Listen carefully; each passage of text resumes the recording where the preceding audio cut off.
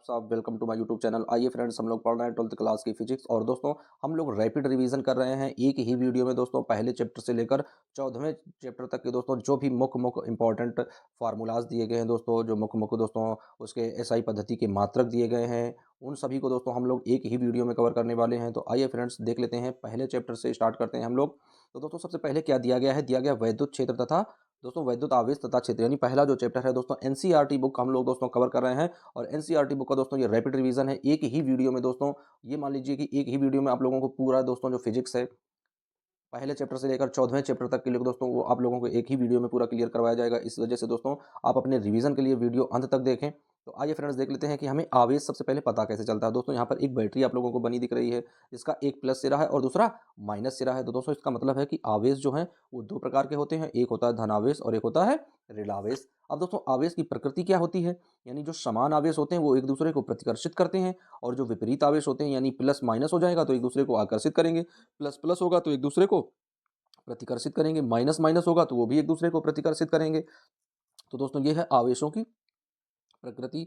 अब दोस्तों देख लेते हैं कि आवेशों का क्या गुण होता है। तो फ्रेंड्स, आवेशों का गुण क्या होता है? उसका सबसे पहला पॉइंट होता है क्वांटमीकरण। यानी आवेशों का क्वांटमीकरण क्या होता है? तो दोस्तों, किसी भी निकाय में उपस्थित आवेश उस निकाय के पूर्णांकी गुणज होते हैं। दोस्तों, क्या है? किसी निकाय में उपस्थित जो भी आवेश होता है वो उस निकाय का दोस्तों, जो उस निकाय का कुल आवेश होगा उसका पूर्णांकी गुणज होगा। पूर्णांकी गुणज का मतलब क्या होता है दोस्तों? जहां पर n बराबर क्या होगा? वो एक पूर्णांक होगा, यानी 0 हो सकता है, 1 हो सकता है, 2 हो सकता है, 3 हो सकता है, डॉट डॉट करके। यानी दोस्तों, कभी भी आप लोगों को इस तरीके से नहीं मिल जाएगा कि वहाँ पर 1.2 लिखा हो या 1.3 n की वैल्यू हो, ये नहीं होगी दोस्तों। ये केवल पूर्णांक में होगा 1 2 3 इस तरीके से करके। तो दोस्तों, ये होता है इसका क्वांटमीकरण। अब दोस्तों, आवेशों के अगर गुण की बात करते हैं तो उनकी योज्यता देख लेते हैं। तो फ्रेंड्स, किसी भी निकाय में उपस्थित कुल आवेशों की योज्यता जो होती है दोस्तों, उनका हम लोग बीजगणितीय योग करते हैं। क्या करते हैं? यानी जब क्यू नेट निकालेंगे, उसका नेट आवेश निकालेंगे, तो फ्रेंड्स उस निकाय में उपस्थित समस्त धनावेशों को और समस्त ऋणावेशों को जोड़ेंगे और उसके बाद में उन दोनों को क्या करेंगे दोस्तों? बीजगणितीय भांति, यानी बीजगणित की भांति उनको चिन्ह सहित जोड़ेंगे, और जो भी उसका आवेश होगा उसे हम लोग इस तरीके से रखते हैं। यही दोस्तों देख लेते हैं कि जब ई क्या है? ई जो है वो इलेक्ट्रॉन पर आवेश है, और इलेक्ट्रॉन पर आवेश क्या होता है? यानी 1.6 इंटू 10⁻⁻19 कूलम। अब दोस्तों, इसका संरक्षण का नियम क्या होता है? संरक्षित कैसे रहता है ये? तो दोस्तों, क्या है कि विलगित निकाय का कुल आवेश नियत रहता है दोस्तों। यदि कहीं पर कोई विलगित निकाय है तो उसका आवेश कैसा रहता है? नियत रहता है, उस आवेश में कोई वेरिएशन नहीं होता है। अब आइए फ्रेंड्स, बढ़ते हैं। इसी पहले चैप्टर में दोस्तों हम लोग रिवीजन कर रहे हैं। तो दोस्तों, अब आता है दूसरा नंबर कूलाम के नियम का। दोस्तों, क्या आता है? कूलाम के नियम का। तो फ्रेंड्स, हम लोग जैसा कि जानते हैं कि कूलाम का नियम दोस्तों क्या है। तो फ्रेंड्स, कूलाम का नियम क्या है? यानी दो स्थिर आवेशों के मध्य लगने वाला बल उन आवेशों के गुणनफल के अनुक्रमानुपाती तथा उनके मध्य की दूरी के वर्ग के व्युत्क्रमानुपाती होता है। जैसे दोस्तों यहाँ पर दिखाया गया है कि एक आवेश है Q1 और दूसरा आवेश है Q2। तो दोस्तों, इनके दोनों के बीच की दूरी क्या है? R है। तो फ्रेंड्स, इसका फार्मूला किस तरीके से बनाएंगे? यानी F लगने वाला बल क्या है? F है। तो दोनों के बीच के दोस्तों जब गुणनफल करेंगे तो यहाँ पर K एक नियतांक के रूप में रख देते हैं, और आंसर क्या बनता है दोस्तों? फार्मूला क्या बनता है? यानी F इक्वल टू K, उसके बाद Q1 इंटू Q2 अपान में R स्क्वायर। जहाँ दोस्तों K की वैल्यू हमें पता है कितनी होती है, यानी 1/4 पाई एप्सिलॉन नॉट K की वैल्यू होती है। और दोस्तों, इसका जब हम मान निकालते हैं 1/4 पाई एप्सिलॉन नॉट का मान, तो फ्रेंड्स होता है 9 इंटू 10⁻⁹ न्यूटन मीटर स्क्वायर प्रति कूलाम स्क्वायर। वहीं दोस्तों, यदि केवल हम लोग बात करें एप्सिलॉन नॉट की, केवल यदि बात करें कि एप्सिलॉन नॉट की केवल वैल्यू कितनी होती है, तो दोस्तों इसका होता है 8.854 इंटू 10⁻⁻12। और दोस्तों, इसमें क्या हो जाता है? कूलाम ऊपर हो जाता है और न्यूटन मीटर स्क्वायर नीचे बन जाता है। तो दोस्तों, ये होती है एप्सिलॉन नॉट की वैल्यू। अब दोस्तों, हमें यदि कूलाम के नियम का वेक्टर विश्लेषण करना हो, यानी इसको सदिश रूप में लिखना हो, तो हम लोग किस तरीके से करेंगे? तो दोस्तों, जब इसको सदिश रूप में लिखेंगे तो क्या करेंगे? एफ वेक्टर लगा देंगे और 1 2 लिख देंगे। दोस्तों, क्या करेंगे? एफ वेक्टर लगाएंगे, उसके आगे आगे 1 2 लिख देंगे। फिर दोस्तों क्या है? फार्मूला वही रख देंगे, यानी कि Q1 इंटू Q2 अपान में आर। और दोस्तों, जब यहाँ पर 1 2 है तो यहाँ पर भी 1 2 कर देंगे, यानी R12 स्क्वायर। अब दोस्तों, इसके आगे हम बस केवल इंटू में क्या जोड़ना है? R12, और आर के ऊपर हमें कैप लगाना है। क्या करना दोस्तों? R12 और आर के ऊपर हमें कैप लगाना। दोस्तों, ये कैप दर्शाती है क्या? दिशा। क्या बताती है दोस्तों? दिशा बताती है। यानी आर दोस्तों, R12 क्या है? तो दोस्तों, R12 का जो मान है वो R12 अपॉन में R12 दोस्तों क्या है? ऊपर वेक्टर है और नीचे वेक्टर नहीं है। तो दोस्तों, इस वजह से जब ये चीज़ें होती हैं तो हम उसे क्या करते हैं? कैप से प्रदर्शित कर देते हैं। अब आइए फ्रेंड्स, बढ़ते हैं, देख लेते हैं कि अध्यारोपण का सिद्धांत क्या है। तो फ्रेंड्स, अध्यारोपण का सिद्धांत क्या होता है? यानी यदि किसी निकाय में बहुत सारे दोस्तों क्या होते हैं? आवेश होते हैं, तो उन आवेशों को हम लोग क्या करते हैं, जोड़ लेते हैं। तो दोस्तों किस तरीके से जोड़ते हैं, यानी F1 जो भी उन पर दोस्तों बल लगता है, F1, F12, F13, F1 यानी डॉट डॉट करके दोस्तों F19 तक, यानी जितने भी आवेश होते हैं, जितने भी आवेशों पर लगने वाला बल होता है, उनको हम लोग इस तरीके से ऐड कर लेते हैं। अब दोस्तों जब इनका सदिश रूप रखते हैं तो किस तरीके से आ जाता है, यानी F1 ऊपर वेक्टर लगा देते हैं Q1/4πε0, और दोस्तों इसमें क्या करते हैं, सिग्मा ऊपर n है, जहाँ I की वैल्यू यानी इनिशियल 2 है, यानी 2 से प्रारंभ करते हैं, तो Q1/R1 इनिशियल का स्क्वायर, और दोस्तों क्या करते हैं, कैप किस में लगाते हैं, R1 इनिशियल में कैप लगा देते हैं, जहाँ दोस्तों यहाँ पर मान दिया गया है एप्सिलॉन नॉट का, क्या दिया गया है, 8.854 इंटू 10⁻⁻12 कूलाम स्क्वायर प्रति न्यूटन मीटर स्क्वायर। तो फ्रेंड्स इस तरीके से क्या करते हैं हम लोग, इसके अध्यारोपित करते हैं, यानी जो भी कूलाम बल होता है दोस्तों, उसका किस तरीके से अध्यारोपण किया जाता है। अब आइए फ्रेंड्स बढ़ते हैं विद्युत क्षेत्र की तरफ। तो फ्रेंड्स विद्युत विद्युत क्षेत्र दिया गया है दोस्तों, क्या है, विद्युत क्षेत्र की तीव्रता। तो दोस्तों विद्युत क्षेत्र की तीव्रता क्या होती है, यानी हम किसी पर दोस्तों, जैसे यहाँ पर एक आवेश है Q, और इसे दोस्तों हमने कहाँ पर एक परीक्षण आवेश इसके पास में लेकर आ रहे हैं, यानी जब किसी आवेश के पास कोई हम परीक्षण आवेश लेकर आते हैं, तो जैसे ही ये इसके बीच में क्या लगता है दोस्तों, क्रियात्मक या प्रतिक्रियात्मक बल कार्य करने लगता है, यानी जिसे हम लोग बोलते हैं आकर्षण या प्रतिकर्षण बल, जिस दूरी से लगने लगता है वह उसकी क्या कहलाती है, विद्युत क्षेत्र की तीव्रता कहलाती है। अब दोस्तों इसको प्रदर्शित कैसे करते हैं, कैसे दोस्तों लिखते हैं, यानी E बराबर F/Q0। अब दोस्तों जब हमें यहाँ पर एफ की वैल्यू, तो दोस्तों एफ की वैल्यू तो हम लोग पीछे जान चुके हैं क्या होती है, यानी 1/4πε0 इंटू Q1 इंटू Q2 अपान में R स्क्वायर। दोस्तों ये एफ का मान होता है, तो जब उस एफ का मान यहाँ पर हम लोग पुट करेंगे तो ई बराबर क्या हमें प्राप्त होगा, यानी KQ अपान में R स्क्वायर। अब दोस्तों यदि हमें इसको लिखना है किसमें, सदिश रूप में लिखना है, तो क्या आ जाएगा दोस्तों यहाँ पर, यानी E vector equal to 1/4πε0 into के अपॉन में R स्क्वायर। दोस्तों जहाँ पर Q0 क्या है, एक परीक्षण आवेश है।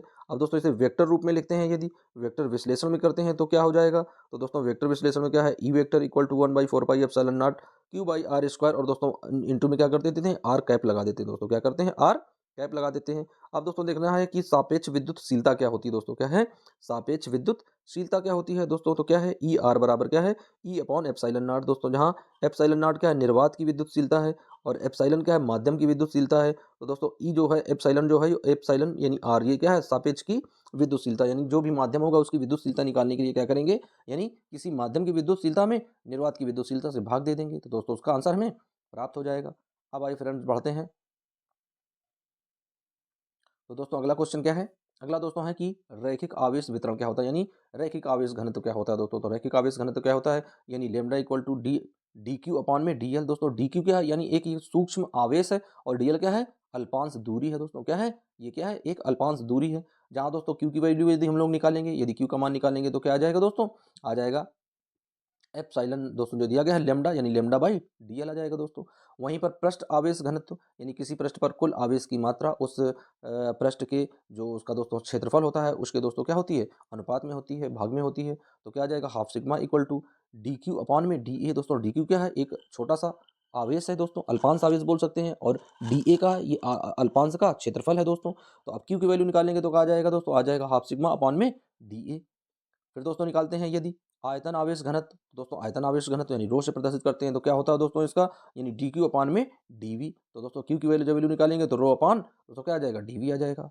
अब दोस्तों देख लेते हैं कि आवेशों के निकाय के कारण विद्युत क्षेत्र किस तरीके से बनता है। तो फ्रेंड्स आवेशों के निकाय के कारण बनने वाला विद्युत क्षेत्र, तो दोस्तों किस तरीके से बनता है, यानी ई वेक्टर 1/4πε0। अब सिग्मा में क्या होता था दोस्तों, एन ऊपर आ जाता है, इनिशियल 1 से प्रारंभ होता है, और क्यू इनिशियल अपॉन में आर इनिशियल रो स्क्वायर, और इन दोस्तों कैप में क्या हो जाता है, आर इनिशियल रो बन जाता है, यानी ये दोस्तों पी जो है ये क्या बन जाता है, वैद्युत द्विध्रुव आघूर्ण का कार्य करता है दोस्तों।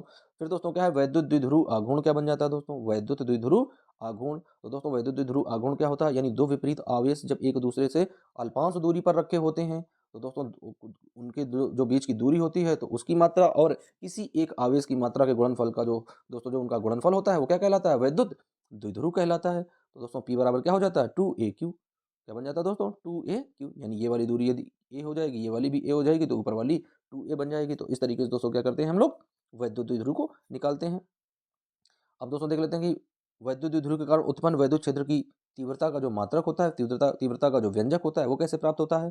तो दोस्तों जो अच्छी स्थिति में होता है, यानी एक्स अक्ष पर किसी वैद्युत द्विध्रुव के कारण उत्पन्न वैद्युत क्षेत्र का जो दोस्तों फार्मूला होता है वो क्या होता है, यानी ई वेक्टर इक्वल टू 1/4πε0 और दोस्तों ये ई वेक्टर क्या है, ये बताता है दोस्तों कि यह एक सदिश है, यानी विद्युत क्षेत्र जो है वो क्या है, सदिश राशि है।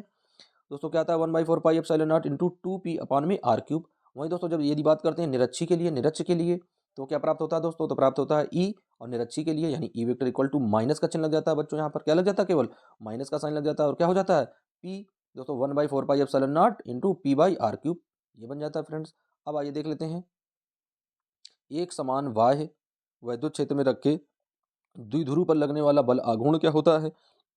तो फ्रेंड्स बल आघूर्ण का फार्मूला क्या होता है, टाउ बराबर पी ई साइन थीटा। दोस्तों क्या होता है, टाउ बराबर पी ई साइन थीटा। वहीं दोस्तों यदि केवल टाउ इसको हम लोग सदिश रूप में लिखेंगे तो आ जाएगा tau equal to P vector और क्रॉस ई वेक्टर। दोस्तों जब क्रॉस लगाते हैं तो साइन थीटा में लिखते हैं, जब डॉट प्रोडक्ट कराते हैं तो कॉस थीटा में रखते हैं, ये बात हमें केवल याद रखनी है।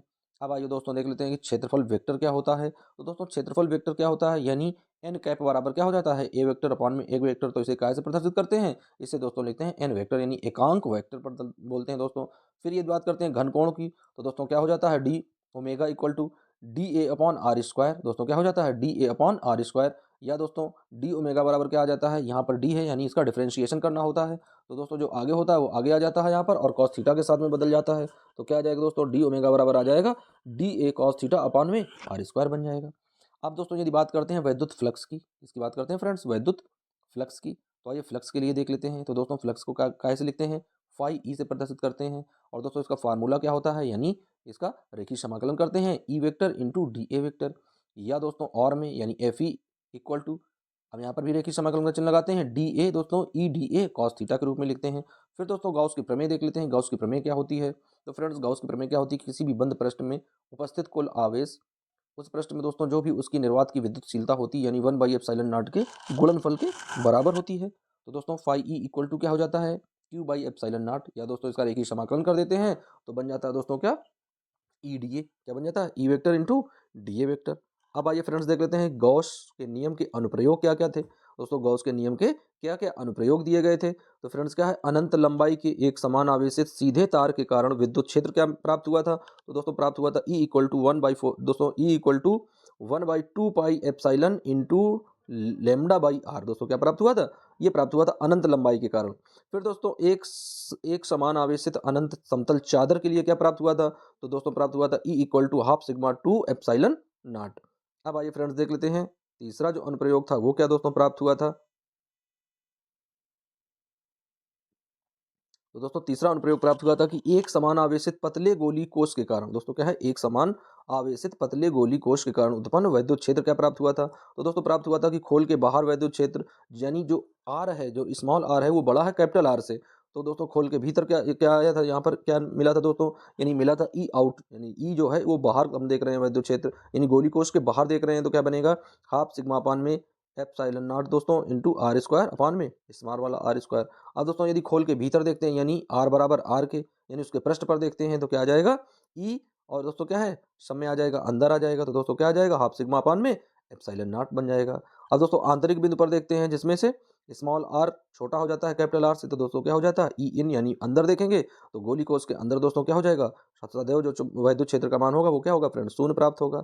तो इस तरीके से दोस्तों हम लोगों ने गॉस के तीनों प्रमेय के द्वारा जो हमें फार्मूले प्राप्त होते हैं उनको हमने समझ लिया। अब आइए दोस्तों देख लेते हैं कि एक समान आवेशित अचालक गोले के कारण वैद्युत क्षेत्र क्या बनता है, यानी एक समान अचालक आवेशित गोले के कारण वैद्युत क्षेत्र किस तरीके का प्राप्त होता है। तो दोस्तों बाह्य बिंदु पर देख लेते हैं जहां पर स्मॉल आर बड़ा होता है कैपिटल आर से, तो दोस्तों क्या मिलता है ई बराबर, यानी पी अपॉन में दोस्तों क्या है epsilon not equal to R cube by 3r square. दोस्तों गोले के पृष्ठ पर आर बराबर आर होता है तो क्या मिलता है दोस्तों ई पृष्ठ पर क्या मिलता है P upon epsilon not r/3। वहीं दोस्तों आंतरिक बिंदु पर क्या मिलता है, यानी ई अनंत आंतरिक क्या होता है पी बाई एप्सिलॉन नॉट और इंटू r/3। तो दोस्तों पहले चैप्टर में जो भी आप लोगों को बताए गए इतने ही केवल मुख्य और मोस्ट इंपॉर्टेंट दोस्तों फार्मूले हैं जो आप लोगों को बताए जा चुके। अब आइए फ्रेंड्स प्रारंभ करते हैं चैप्टर नंबर दूसरा। तो दोस्तों दूसरा क्वेश्चन क्या दिया गया है, दिया गया है स्थिर वैद्युत विभव एवं धारिता। दोस्तों क्या दिया गया, किसके बारे में दिया गया है, स्थिर वैद्युत विभव और धारिता के बारे में फ्रेंड्स बताया गया है। तो आइए अब इसे समझ लेते हैं। तो दोस्तों क्या दिया गया है, सबसे पहले स्थिर वैद्युत विभव दिया गया है। तो दोस्तों स्थिर वैद्युत विभव क्या होता है, यानी किसी भी वैद्युत क्षेत्र के अंदर एक बिंदु से दूसरे बिंदु तक एक कूलाम आवेश को ले जाने में किया गया कार्य क्या कहलाता है, एक विभवांतर के बराबर होता है, एक वोल्ट के बराबर होता है। तो दोस्तों इसका फार्मूला क्या बनता है स्थिर वैद्युत विभव का, यानी V equal to W upon Q not, जहाँ क्यू नॉट क्या है दोस्तों, ये जो है परीक्षण आवेश है दोस्तों। अब यदि विभवांतर की बात करते हैं तो दोस्तों दो बिंदु दिए गए हैं, मान लेते हैं ए व बी, तो वही आ जाता है दोस्तों V A minus V B upon और equal to W upon Q. दोस्तों इसका मात्रक क्या होता है, वोल्ट होता है। ये दोस्तों ये राशि कैसी है, अदिश राशि होती है वोल्ट, यानी वैद्युत विभव। फिर दोस्तों कार की बात करते हैं तो कार क्या होता है दोस्तों, तो डब्ल्यू बराबर क्या आ जाता है क्यू और दोस्तों डब्ल्यू बराबर क्या होता है, क्यू इंटू डेल्टा वी, दोस्तों ये कार होता है। फिर दोस्तों यदि इसके वेग की बात करते हैं, वेलोसिटी की बात करते हैं, वी बराबर क्या आता है दोस्तों, तो root 2q delta V upon में m हो जाता है। दोस्तों यदि इसके विभव प्रवणता की बात करते हैं, यानी विद्युत क्षेत्र के समीप जैसे जैसे हम उसके पास जाते हैं तो विभव में होने वाला परिवर्तन क्या कहलाता है दोस्तों, विभव प्रवणता कहलाता है। तो इसे प्रदर्शित दोस्तों कैसे करते हैं, ई बराबर minus delta V upon delta x, ये दोस्तों है विभव प्रवणता, जो कि बहुत ज़्यादा इंपॉर्टेंट टॉपिक है।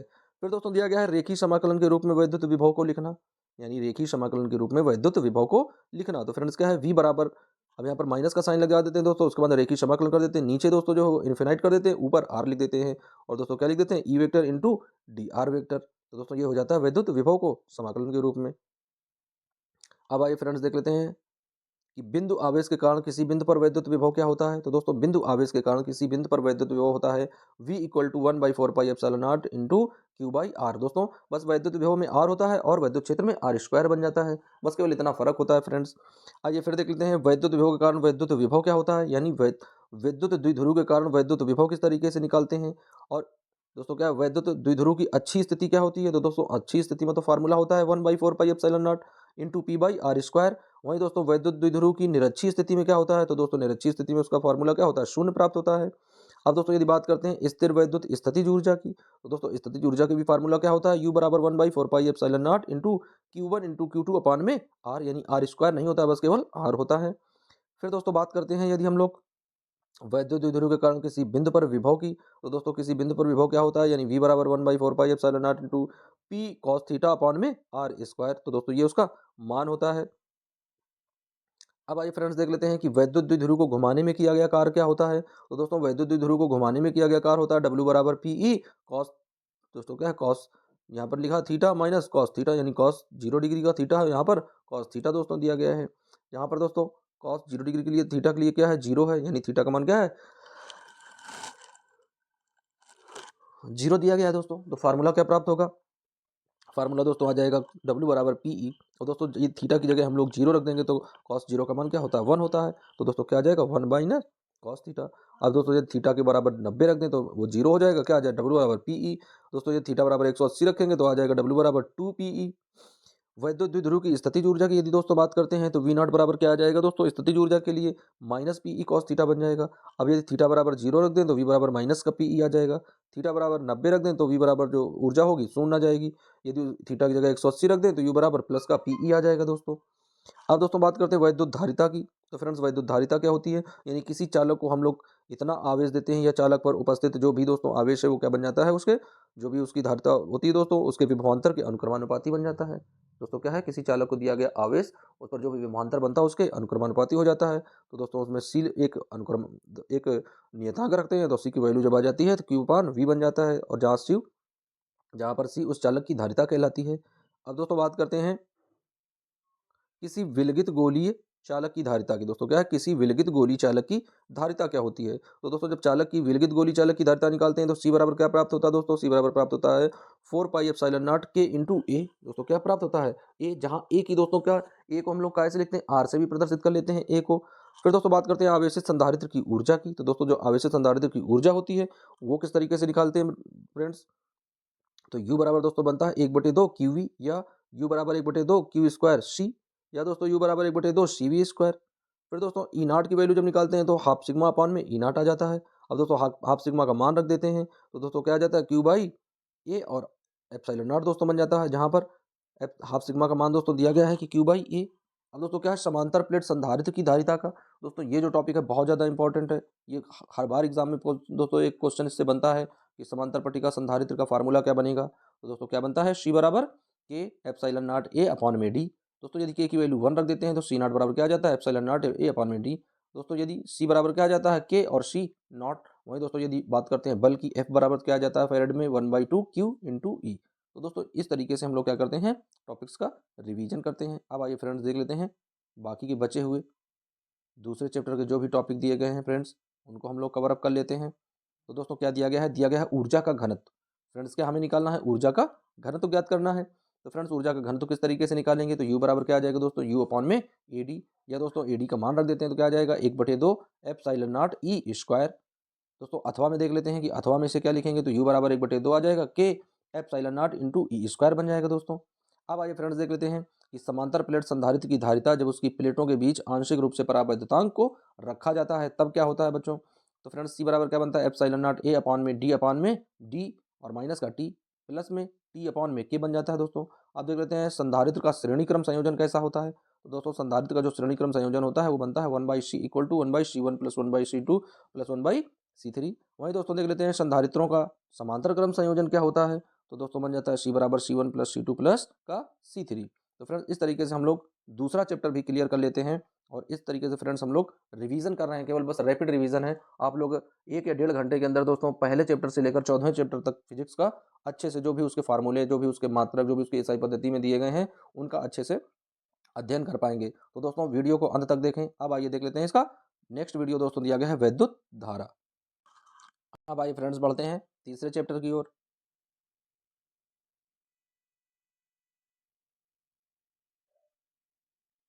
तो फ्रेंड तीसरा चैप्टर दिया गया है विद्युत धारा। दोस्तों क्या दिया गया है, विद्युत धारा। और दोस्तों इसको काहे से लिखते हैं, आई से मात्रक क्या होता है, एम्पियर। इस तरीके से दोस्तों विद्युत धारा दिया गया है। अब आइए दोस्तों यहाँ पर जैसा कि आप लोग देख पा रहे हैं कि एक बल्ब बना हुआ है और दोस्तों ये बल्ब जो है वो जल रहा है। तो किस तरीके से दोस्तों धारा का हम लोग प्रवाह देखेंगे। तो फ्रेंड्स विद्युत धारा क्या होती है ये समझ लेते हैं। यानी आवेश की प्रवाह दर, दोस्तों क्या होता है, आवेश की प्रवाह दर विद्युत धारा कहलाती है। अब दोस्तों बात करते हैं यदि ओम के नियम की। तो दोस्तों किसी भी चालक तार के सिरों पर लगा विभवांतर उस चालक तार में बहने वाली धारा के अनुक्रमानुपाती होता है। अब दोस्तों जब वो चिन्ह हटाते हैं अनुक्रमानुपाती का तो फिजिक्स की भाषा में कोई ना कोई नियतांक रखते हैं। तो फ्रेंड्स यहाँ पर हम लोग आर नियतांक मान लेते हैं जो उस चालक का हम लोग प्रतिरोध परिभाषित करते हैं। तो V बराबर फार्मूला बनता है V बराबर IR बन जाता है दोस्तों। अब दोस्तों क्या है कि यदि हमें लिमिटेशन में धारा निकालनी हो, लिमिट में धारा, तो दोस्तों आई लिमिट बराबर क्या आ जाएगा, आई टी। फिक्स समय में क्या आ जाएगा दोस्तों, यानी लिमिट डेल्टा क्यू और पान में दोस्तों ये क्या है डेल्टा टी। जीरो समय में क्या है डेल्टा टी, यानी ये समांतराल है और वो उसका नेट आवेश है। तो दोस्तों ये लिमिट वैद्युत धारा के लिए बात करते हैं, यानी नेट आवेश क्या होता है। अब दोस्तों यदि हम लोग बात कर लेते हैं विशिष्ट प्रतिरोध की, दोस्तों किसकी बात करते हैं, विशिष्ट प्रतिरोध की यदि बात करते हैं तो क्या बनता है दोस्तों, तो विशिष्ट प्रतिरोध को रो से प्रदर्शित करते हैं। तो रो बराबर क्या आ जाता है दोस्तों, आर ए अपॉन में एल। वहीं दोस्तों जब इसका और मान निकालते हैं तो रो बराबर आ जाता है एम अपॉन में एन ई स्क्वायर और अपॉन में दोस्तों आ जाता है टाउ। फिर दोस्तों यदि अपवहन वेग की बात करते हैं, इलेक्ट्रॉनों के अपवहन वेग की बात करते हैं तो क्या आ जाता है, तो दोस्तों आता है वी डी बराबर स्मॉल ई, उसके बाद में दोस्तों कैपिटल ई टाउ और अपॉन में एम। फिर दोस्तों वी डी बराबर मान निकाल लेते हैं तो आ जाता है दोस्तों ई वी अपॉन में एम एल और दोस्तों ब्रेक इंटू में लग जाता है टाउ। वहीं दोस्तों यदि आर की वैल्यू निकालते हैं तो आ जाता है एम एल अपॉन में एन ई स्क्वायर टाउ और इंटू में ए। तो दोस्तों ये तीन फार्मूले जो हैं ये फार्मूले किसके हैं, अपवाह वेग के हैं। वहीं फ्रेंड्स यदि बात करें धारा घनत्व की, तो धारा घनत्व को जे से लिखते हैं तो जे बराबर क्या आ जाता है दोस्तों, आई अपॉन में ए। अब आइए फ्रेंड्स बढ़ते हैं दोस्तों, हमें क्या निकालना है, यानी आई और वी डी के बीच संबंध देखना है, यानी वैद्युत धारा और इलेक्ट्रॉनों के अपवहन वेग के बीच में संबंध। तो दोस्तों क्या बनता है, आई बराबर N E A V D. अब दोस्तों यदि जे और वी के बीच में संबंध देखना हो, यानी धारा घनत्व और हमें दोस्तों क्या है, ये धारा घनत्व दिया गया है और फ्रेंड्स क्या है, जे बराबर धारा घनत्व है और यहाँ पर वी यानी अपवहन वेग है। तो दोस्तों क्या निकलेगा, जे बराबर एन ई वी डी बन जाएगा दोस्तों, क्या बन जाएगा, एन ई वी डी। फिर दोस्तों यदि बात करते हैं गतिशीलता की, तो फ्रेंड्स गतिशीलता का फार्मूला हम लोग किस तरीके से ड्राइव करते हैं। तो फ्रेंड्स गतिशीलता का फार्मूला क्या होता है, म्यू बराबर वी डी अपॉन में ई बनता है। वहीं दोस्तों यदि हमें वी डी की वैल्यू ज्ञात करनी हो तो क्या आ जाएगा, म्यू इंटू ई बन जाएगा। अब यहीं पर दोस्तों हमें म्यू की वैल्यू ज्ञात करनी हो तो क्या बन जाएगा, ई और टाउ अपॉन में एम बन जाएगा। फिर दोस्तों यदि बात करते हैं विशिष्ट चालकता की, तो दोस्तों हाफ सिग्मा इक्वल टू क्या होता है, 1/रो बन जाता है। वहीं दोस्तों यदि हाफ सिग्मा का मान लिखें तो क्या आ जाता है, N E square tau upon में एम। और दोस्तों यदि इसे धारा घनत्व के साथ में लिखें तो क्या आ जाएगा, J equal to half sigma और ई वेक्टर। अब आइए बच्चों बढ़ते हैं प्रतिरोध के ताप की निर्भरता पर। तो दोस्तों प्रतिरोध का जो ताप पर निर्भरता है वो क्या है, तो आर टी बराबर दोस्तों क्या होता है, आर टी बराबर आर नॉट ब्रेकेट में 1 प्लस दोस्तों दोस्तों एल्फा टी। और दोस्तों यदि अल्फा की वैल्यू निकालते हैं तो क्या आ जाता है दोस्तों, R T minus R R not upon में आर नॉट इंटू टी। यानी दोस्तों अल्फा क्या है, ये प्रतिरोध का ताप गुणांक है दोस्तों। अल्फा क्या है, ये प्रतिरोध का तापीय गुणांक है। अब दोस्तों बात करते हैं प्रतिरोधों के संयोजन की। दोस्तों क्या बात करते हैं? प्रतिरोधों के संयोजन की। तो फ्रेंड्स जो प्रतिरोधों का संयोजन होता है वो श्रेणी क्रम का देख लेते हैं। तो श्रेणी क्रम में जुड़े प्रतिरोध कैसे होते हैं? यानी R1 plus R2 plus R3। वही दोस्तों समांतर क्रम में कैसे जुड़े होते हैं? यानी 1/R1 plus R2 plus 1/R3 इस तरीके से जुड़े होते हैं। दोस्तों गतिक प्रतिरोध क्या होता है? RD। तो RD बराबर दोस्तों क्या हो जाता है? यानी डेल्टा V अपॉन में डेल्टा I। फिर दोस्तों विद्युत शक्ति की बात करते हैं तो पावर क्या होती है? यानी कार्य करने की समय दर को शक्ति कहते हैं। शक्ति का एसआई पद्धति के मात्रक दोस्तों क्या है? जूल प्रति सेकंड या वाट होता है। यह एक अदिश राशि है। दोस्तों इसे दूसरे शब्दों में लिखेंगे तो आ जाएगा P बराबर आई स्क्वायर आर, या दोस्तों आ जाएगा V स्क्वायर अपान में आर। अब दोस्तों यदि और P का मान निकालते हैं दोस्तों तो P बराबर जाता है V इंटू आई। दोस्तों सेल के वैद्युत वाहक बल की बात करते हैं तो क्या जाता है दोस्तों कि सेल का वैद्युत वाहक बल क्या होता है? तो E बराबर W अपॉन क्यू। वहीं दोस्तों वैद्युत ऊर्जा की यदि बात करते हैं H बराबर क्या बनता है दोस्तों? तो H बराबर आ जाता है W और अपान में आ जाता है 4.2, यानी ये बन जाता है कैलोरी में। फिर दोस्तों W का मान क्या होता है? VIT। तो VIT बटे में दोस्तों 4.2 लिख देते हैं। फिर आई स्क्वायर RT का मान भी 4.2 में रख देते हैं। फिर V स्क्वायर T के लिए भी 4.2 में रख देते हैं कैलोरी के लिए। वहीं दोस्तों टर्मिनल विभवांतर देख लेते हैं V1 V2 और V3 के लिए। तो दोस्तों क्या होता है? E बराबर, यानी जो भी संयोजन में वोल्टता लगती है वो किसके बराबर होती है दोस्तों? विभवांतर, यानी V1 plus V2 plus V3 यानी Vn जो भी निकलेंगे उसके योग के बराबर होती है। अब आइए दोस्तों देख लेते हैं नेक्स्ट टॉपिक क्या है। तो दोस्तों नेक्स्ट टॉपिक दिया गया है। अब ई बराबर क्या होता है फ्रेंड्स? तो ई बराबर होता है दोस्तों वी बराबर होता है ई माइनस आई आर। वही दोस्तों जब आर की वैल्यू ज्ञात करेंगे तो स्मॉल आर की वैल्यू ज्ञात करेंगे, यानी ये दोस्तों क्या है? ये है आंतरिक प्रतिरोध। स्मॉल आर क्या होता है? आंतरिक प्रतिरोध। और कैपिटल आर क्या होता है? बाह्य प्रतिरोध। तो दोस्तों आंतरिक प्रतिरोध बराबर आ जाएगा आर और ब्रैकेट में आ जाएगा दोस्तों ई अपॉन वी और माइनस का एन। अब दोस्तों यदि हमें धारा निकालनी हो, आई ज्ञात करनी हो, तो क्या आ जाएगा? कैपिटल ई, यानी ये ई क्या है? विद्युत वाहक बल है।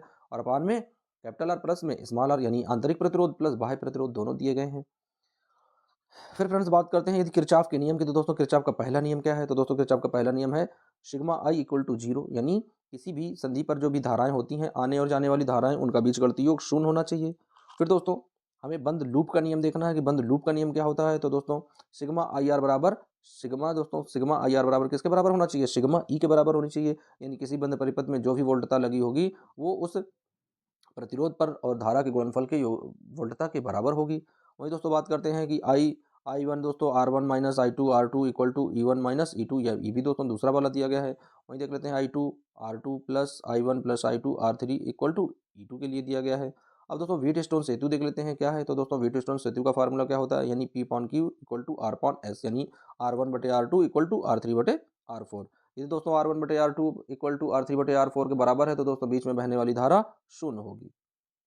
फिर फ्रेंड्स बात करते हैं मीटर सेतु की। किसकी बात करते हैं बच्चों? मीटर सेतु की। तो मीटर सेतु वाला दोस्तों जो है ये भी दोस्तों क्या है? किरचॉफ के नियम का अनुप्रयोग है। तो ये भी व्हीटस्टोन सेतु पर आधारित है, यानी S इक्वल टू आर और ब्रैकेट में 100 माइनस एल अपॉन में एल। फिर दोस्तों बात करते हैं विभव मापी की, यानी कि किसी अज्ञात अज्ञात सेल का दोस्तों जो विभव का माप करते हैं वो कैसे करते हैं दोस्तों? तो आर बराबर क्या आ जाता है? ब्रैकेट में स्मॉल आर दोस्तों ये क्या है? ये आंतरिक प्रतिरोध बराबर कैपिटल आर और ब्रैकेट में L1/L2 माइनस का 1 हो जाता है। और कैसे हैं आप सब? आई दोस्तों हम लोग पढ़ रहे हैं 12th क्लास की फिजिक्स। और दोस्तों 12th क्लास की फिजिक्स में हम लोग देख रहे हैं रैपिड रिवीजन। तो दोस्तों रैपिड रिवीजन के इस चैप्टर में दोस्तों चौथा चैप्टर है। आइए देख लेते हैं क्या है दोस्तों। आज दोस्तों चौथा चैप्टर में है गतिमान आवेश तथा चुंबकत्व। तो फ्रेंड्स सबसे पहले देख लेते हैं इस चैप्टर का जो बहुत ही ज़्यादा मोस्ट इंपॉर्टेंट फार्मूला है दोस्तों, जो सूत्र है वो है बायो सावर्ट का नियम। तो दोस्तों बायो सावर्ट का नियम क्या होता है कि ये नहीं फार्मूला क्या बनता है? यानी DB equal to mu not by 4 pi ideal दोस्तों क्या है? Ideal sine theta by R square. यानी दोस्तों क्या होता है? यदि कोई भी गतिमान यानी कोई भी चालक तार है दोस्तों, उसमें जो भी बहने वाली धारा के कारण जो भी एक अल्पांश चुंबकीय क्षेत्र उत्पन्न होता है वो उस धारा के, उस चालक तार की अल्पांश लंबाई के तथा उस चालक तार से आर दूरी पर जो बन रहा है चुंबकीय क्षेत्र दोस्तों, उसके क्या करता है? उसकी ज्या के अनुक्रमानुपाती होता है दोस्तों। ये सब किसके अनुक्रमानुपाती हो जाता है? यानी जो भी चालक तार होता है उसकी धारा के, उस चालक तार की लंबाई के तथा उस चालक तार से जो आर दूरी पर जो भी चुंबकीय क्षेत्र बनता है वो उसके द्वारा बनाई गई ज्या के भी अनुक्रमानुपाती होता है। तो दोस्तों ये फार्मूला क्या ड्राइव होता है? यानी DB equal to mu not by 4 pi into ideal sine theta by R square. दोस्तों जब इसे सदिश रूप में रखते हैं तब क्या लिखते हैं दोस्तों? तो DB वेक्टर आ जाएगा equal to mu not by 4 pi. Bracket में आई दोस्तों बाहर है तो आई बाहर निकाल लेंगे। DL ये अल्पांश है, इसमें क्या करेंगे? वेक्टर लगा देंगे दोस्तों, और उसके बाद में क्रॉस प्रोडक्ट कराएंगे आर का, और नीचे आ जाएगा दोस्तों आर स्क्वायर की जगह आ जाएगा आर क्यूब। यहाँ पर दोस्तों क्या है? ये दिशा ज्ञात करता है। यहाँ पर वेक्टर लगा होता है, इसका मतलब होता है ये दिशा का ज्ञान कराता है। उसके बाद में फ्रेंड्स क्या आता है, गतिमान आवेश तथा चुंबकत्व का और एक महत्वपूर्ण पार्ट आता है, वो आता है दोस्तों न्यू नॉट तथा एप्सिलॉन नॉट के बीच में संबंध। अब दोस्तों यहाँ पर न्यू नॉट क्या होता है दोस्तों, ये होती है निर्वात की चुंबकशीलता। क्या होती है फ्रेंड्स, निर्वात की चुंबकशीलता। और वहीं पर एप्सिलॉन नॉट क्या होता है दोस्तों, ये होती है निर्वात की विद्युतशीलता। तो निर्वात की चुंबकशीलता और निर्वात की विद्युतशीलता में जो संबंध होता है, जो इनका जो कनेक्शन होता है दोस्तों, वो क्या होता है, C इक्वल टू 1/रूट के अंदर होता है दोस्तों new naught into epsilon not. या दोस्तों इसी को हम किस तरीके से मान सकते हैं दोस्तों, इसी को हम लोग लिख सकते हैं 3 × 10⁸ और मीटर प्रति सेकेंड। दोस्तों क्या है, ये निर्वात में प्रकाश की चाल के बराबर होता है। दोस्तों हम लोग ये भी कह सकते हैं कि ये निर्वात में प्रकाश की चाल के बराबर होता है। अब आइए फ्रेंड्स बढ़ते हैं। तो दोस्तों उसके बाद में देख लेते हैं क्या है दोस्तों, धारावाही यानी एक धारावाही चालित कुंडली के केंद्र पर चुंबकीय क्षेत्र का फार्मूला क्या होता है। तो दोस्तों इसके दो फार्मूले होते हैं, एक क्या बनता है, बी बराबर new not by 4 pi into 2 pi NI A² upon में A² प्लस x² का होल दोस्तों 3/2 कर देते हैं। या दोस्तों इसी को और शॉर्टकट में लिख लेते हैं, तो क्या जाता है new not NI A² upon में 2 A² प्लस x² और ब्रैकेट के अंदर 3/2। अब दोस्तों यहाँ पर क्या है, न्यू नॉट क्या है, निर्वात की चुंबकशीलता है, एप्सिलॉन नॉट क्या है, निर्वात की विद्युतशीलता है। अब दोस्तों वही देख लेते हैं कि एम्पियर का परिपथी नियम क्या कहता है। तो दोस्तों एम्पियर का परिपथी नियम कहता है कि किसी भी चालक तार में जो भी धाराएं बहती हैं, तो उनका रेखीय समाकलन दोस्तों क्या है, उनका रेखीय समाकलन क्या हो जाता है, यानी उस चालक तार में बहने वाली धाराओं का बीजगणितीय योग और निर्वात की चुंबकशीलता के गुणनफल के बराबर होता है। दोस्तों क्या है, निर्वात की चुंबकशीलता के गुणनफल के बराबर होता है। तो दोस्तों क्या आ जाता है, रेखीय समाकलन BDL दोस्तों क्या है, equal to new naught into I. अब दोस्तों देख लेते हैं कि एक अनंत लंबाई का सीधा धारावाही तार है, जिसके कारण उत्पन्न चुंबकीय क्षेत्र का फार्मूला क्या होता है दोस्तों, यानी अनंत लंबाई के सीधे धारावाही तार के कारण चुंबकीय क्षेत्र क्या बनता है दोस्तों, तो बी बराबर बनता है new not I upon 2 pi R. और दोस्तों वहीं देख लेते हैं लंबी प्रणालिका के भीतर चुंबकीय क्षेत्र का फार्मूला क्या होता है। तो दोस्तों कोई लंबी प्रणालिका होती है, उसके कारण चुंबकीय क्षेत्र क्या बनता है, तो B equal to new not N I. तो फ्रेंड्स ये कुछ महत्वपूर्ण इंपॉर्टेंट फार्मूले हैं, जो प्रत्येक चैप्टर से हम आप लोगों को रैपिड रिवीजन के अंतर्गत करा रहे हैं। वहीं दोस्तों देख लेते हैं कि धारावाही टोरॉइड, दोस्तों क्या है, धारावाही टोरॉइड प्रणालिका के कारण चुंबकीय क्षेत्र का फार्मूला क्या होता है। तो दोस्तों उसमें भी चुंबकीय क्षेत्र का फार्मूला आता है B equal to new not N I के बराबर। अब दोस्तों टोरॉइड के बाहर चुंबकीय क्षेत्र क्या होता है, बी बराबर 0 निकलता है। अब दोस्तों लॉरेंज बल की यदि बात करें तो क्या होता है, तो एफ बराबर QVB। और दोस्तों यदि इसे हम लोग सदिश के रूप में लिखते हैं तो क्या आ जाता है, एफ बराबर QVB साइन थीटा। ये दोस्तों अधिकतम होता है, यानी जहां पर हम लोग साइन 90 डिग्री रखते हैं तो वो अधिकतम बन जाता है, और यहाँ पर साइन 0 डिग्री दोस्तों ऐसा रखते हैं कि सबसे माइनस में आ जाता है, तो वो सबसे सूक्ष्म हो जाता है और सबसे अधिकतम हो जाता है। तो दोस्तों ये लॉरेंस बल का फार्मूला है एफ बराबर QVB, यानी क्या है, कोई भी विद्युत क्षेत्र में दोस्तों को जहां पर कोई चुंबकीय क्षेत्र हो, वहां पर गतिमान आवेश पर लगने वाला बल का भी दोस्तों यही फार्मूला होता है कि किसी भी विद्युत क्षेत्र के अंदर गतिमान आवेश पर लगने वाला बल एफ बराबर QVB साइन थीटा। अब आइए फ्रेंड्स बढ़ते हैं कि एक समान चुंबकीय क्षेत्र में दोस्तों क्या है, एक समान चुंबकीय क्षेत्र में आवेशित कण की गति क्या होती है। तो आइए फ्रेंड्स देख लेते हैं, बहुत ज़्यादा इंपॉर्टेंट टॉपिक है। और दोस्तों पहले चैप्टर से लेकर 14वें चैप्टर तक जितने भी very very most important formula हैं दोस्तों, वो आप लोगों को रैपिड रिवीजन के अंतर्गत पढ़ने को मिलेंगे। ये मानिए कि एक या 1.5 घंटे की क्लास में दोस्तों आप लोग पहले चैप्टर से लेकर पूरी फिजिक्स दोहरा सकते हो। पूरी फिजिक्स आप लोगों को समझने का दोबारा से मौका मिल रहा है। दोस्तों ये उन बच्चों के लिए ज़्यादा इंपॉर्टेंट है जिन बच्चों ने पूरे साल किसी कारणवश पढ़ाई नहीं कर पाए हैं, या दोस्तों केवल वो अंत में ये सोचते हैं कि हम कुछ समय पढ़ाई करने के बाद और थोड़ा अच्छे अंक ले आएँ, अच्छे नंबर से थोड़ा पास हो जाएँ, बस केवल दोस्तों शॉर्टकट तरीका अपना रहे हैं। तो उन बच्चों के लिए बहुत ज़्यादा दोस्तों रामबाण वीडियो मान सकते हैं आप इसे। केवल उन बातों को आप लोग समझें, और इन्हीं बातों को यदि आप लोग जाकर यूपी बोर्ड एग्जाम में जो भी क्वेश्चन आते हैं उन्हें यदि आप लोग दोस्तों सॉल्व करते हैं, तो यकीन मानिए कि आप बहुत अच्छे नंबर से पास होंगे। तो फ्रेंड्स क्या है कि एक समान चुंबकीय क्षेत्र में आवेशित कण की गति क्या होती है। तो दोस्तों उसमें गति क्या निकलती है, वाई के लिए देख लेते हैं। वाई बराबर होता है QE अपान में 2mv², और उसमें दोस्तों क्या होता है, एक्स अक्ष पर है तो एक्स अक्ष स्क्वायर हो जाता है। वहीं दोस्तों वाई बराबर निकालें तो क्या आ जाता है, QEL² अपान में 2mv²। दोस्तों यदि इसके ऊर्जा की बात करते हैं तो के बराबर होता है 1/2mv²। फ्रेंड्स वाई के लिए फिर क्या निकालते हैं, QEL² अपान में 4k। अब दोस्तों क्षेत्र के यदि समांतर होता है तो F बराबर 0 आ जाता है। दोस्तों क्षेत्र के यदि समांतर होगा तो क्या हो जाएगा, F बराबर 0 आ जाएगा। वहीं दोस्तों देख लेते हैं कि यदि क्षेत्र के लंबवत होगा, तो फ्रेंड्स क्षेत्र के लंबवत के लिए क्या होता है, K बराबर 1/2mv²। या दोस्तों V बराबर अंडर रूट लगा देते हैं, 2k अपॉन में m लग जाता है। वहीं दोस्तों k की वैल्यू निकालते हैं तो QV आ जाता है। दोस्तों अब r का मान रख लेते हैं, तो r बराबर क्या होता है दोस्तों, ये क्या है, ये साइक्लोट्रॉन के सिद्धांत से आता है, यानी mv² बराबर F बराबर QVB। तो दोस्तों QVB और mv²r से हम लोग इसका ड्राइव करते हैं, तो r बराबर क्या आता है, mb अपान में QB।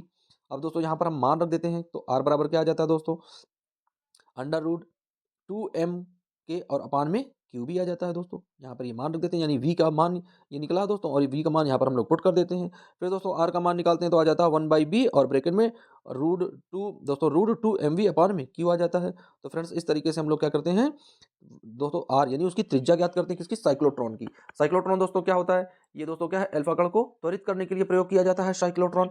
अब दोस्तों देख लेते हैं कि यदि इसका क्षेत्र कैसा हो, तिरछा हो, परवलयाकार हो दोस्तों क्षेत्र, तो परवलयाकार क्षेत्र के लिए क्या होता है, आइए देख लेते हैं। उसके बाद दोस्तों क्या निकलता है यहाँ पर दोस्तों आ जाता है टी बराबर, यानी इसका आवर्तकाल। तो आवर्तकाल दोस्तों क्या होता है, 2 पाई आर अपॉन में वी। वहीं दोस्तों टी का मान निकालते हैं आवर्तकाल के लिए, तो 2 पाई एम अपॉन में क्यू बी। फिर दोस्तों जब वी नॉट निकालते हैं तो क्यू बी बराबर 2 पाई एम। वहीं दोस्तों क्यू बी का मान क्या निकालते हैं, यानी √1 माइनस वी स्क्वायर अपॉन में सी स्क्वायर, और पूरे का मान हो जाता है 2 पाई एम नॉट। अब दोस्तों यहाँ पर देख लेते हैं परवलयाकार पथ के लिए क्या होता है, तो पी बराबर V cos theta into 2 pi M upon में क्यू बी। दोस्तों आर का मान निकालते हैं तो क्या आ जाता है, एम वी साइन थीटा और अपान में क्यू बी। फिर दोस्तों टी का मान निकालते हैं तो क्या आ जाता है, आवर्तकाल 2 पाई एम अपॉन में क्यू बी। अब दोस्तों साइक्लोट्रॉन का सिद्धांत जब होता है तो हम लोग किस तरीके से ज्ञात करते हैं, तो दोस्तों के मैक्सिमम के लिए क्या होता है, यानी के बराबर क्या होता है, एम वी स्क्वायर। तो दोस्तों के मैक्सिमम के लिए क्या होता है, Q square B square upon, दोस्तों Q square B square R square upon में हो जाता है 2m। तो फ्रेंड्स ये जो फार्मूले बहुत ज़्यादा मोस्ट इंपॉर्टेंट है, ये है चौथे चैप्टर के। बहुत ज़्यादा दोस्तों ये चैप्टर इंपॉर्टेंट है, कई बार इससे बहुत सारे क्वेश्चन यूपी बोर्ड एग्जाम में बनते हैं। अब आइए फ्रेंड्स बढ़ते हैं नेक्स्ट चैप्टर की ओर। तो दोस्तों देख लेते हैं नेक्स्ट टॉपिक में क्या है। तो फ्रेंड्स दिया गया है कि धारावाही चालक पर लगने वाला बल। दोस्तों क्या है, धारावाही चालक पर लगने वाला बल। दोस्तों कोई एक धारावाही चालक रखा है, उस पर जब हम लोग कोई धारा प्रभावित करते हैं तो उसके कारण क्या बल कार्य करता है, वो हमें देखना है। तो फ्रेंड्स वो फार्मूला निकलता है एफ बराबर आई बी एल साइन थीटा। दोस्तों क्या निकलता है, एफ बराबर आई बी एल साइन थीटा। वहीं दोस्तों देख लेते हैं कि धारावाही वृत्ताकार लूप अथवा कुंडली के केंद्र पर चुंबकीय क्षेत्र क्या होता है। तो दोस्तों कोई भी धारावाही वृत्ताकार लूप अथवा कुंडली का क्षेत्रफल है दोस्तों, तो बी बराबर होता है न्यू नॉट आई अपान में 2a, या दोस्तों बी बराबर आ जाता है न्यू नॉट एन आई अपान में 2a। ये निकल आता है दोस्तों, जहां पर एन क्या है, उस कुंडली में लगे हुए फेरों की संख्या है। फिर दोस्तों देख लेते हैं कि परिमित परिमित लंबाई के ऋजुरेखी धारावाही चालक के कारण चुंबकीय क्षेत्र। दोस्तों क्या है, परिमित लंबाई के ऋजुरेखी धारावाही चालक के कारण चुंबकीय क्षेत्र। तो दोस्तों बी बराबर क्या बनता है, यानी new not by 4 pi I upon R, bracket में क्या बनता है दोस्तों, sine phi one plus sine का फाई टू। फिर दोस्तों देख लेते हैं कि दंड चुंबक पर बल आघूर्ण क्या होता है। तो दोस्तों किसी भी दंड चुंबक पर जो बल आघूर्ण का मान निकलता है दोस्तों, वो होता है एम बराबर एन आई ए, जहां एम होता है बल आघूर्ण। दोस्तों एम क्या है, बल आघूर्ण का फॉर्मूला है। फिर दोस्तों देख लेते हैं चुंबकीय बल आघूर्ण टाउ बराबर क्या होता है। तो दोस्तों टाउ बराबर आता है एम बी साइन थीटा।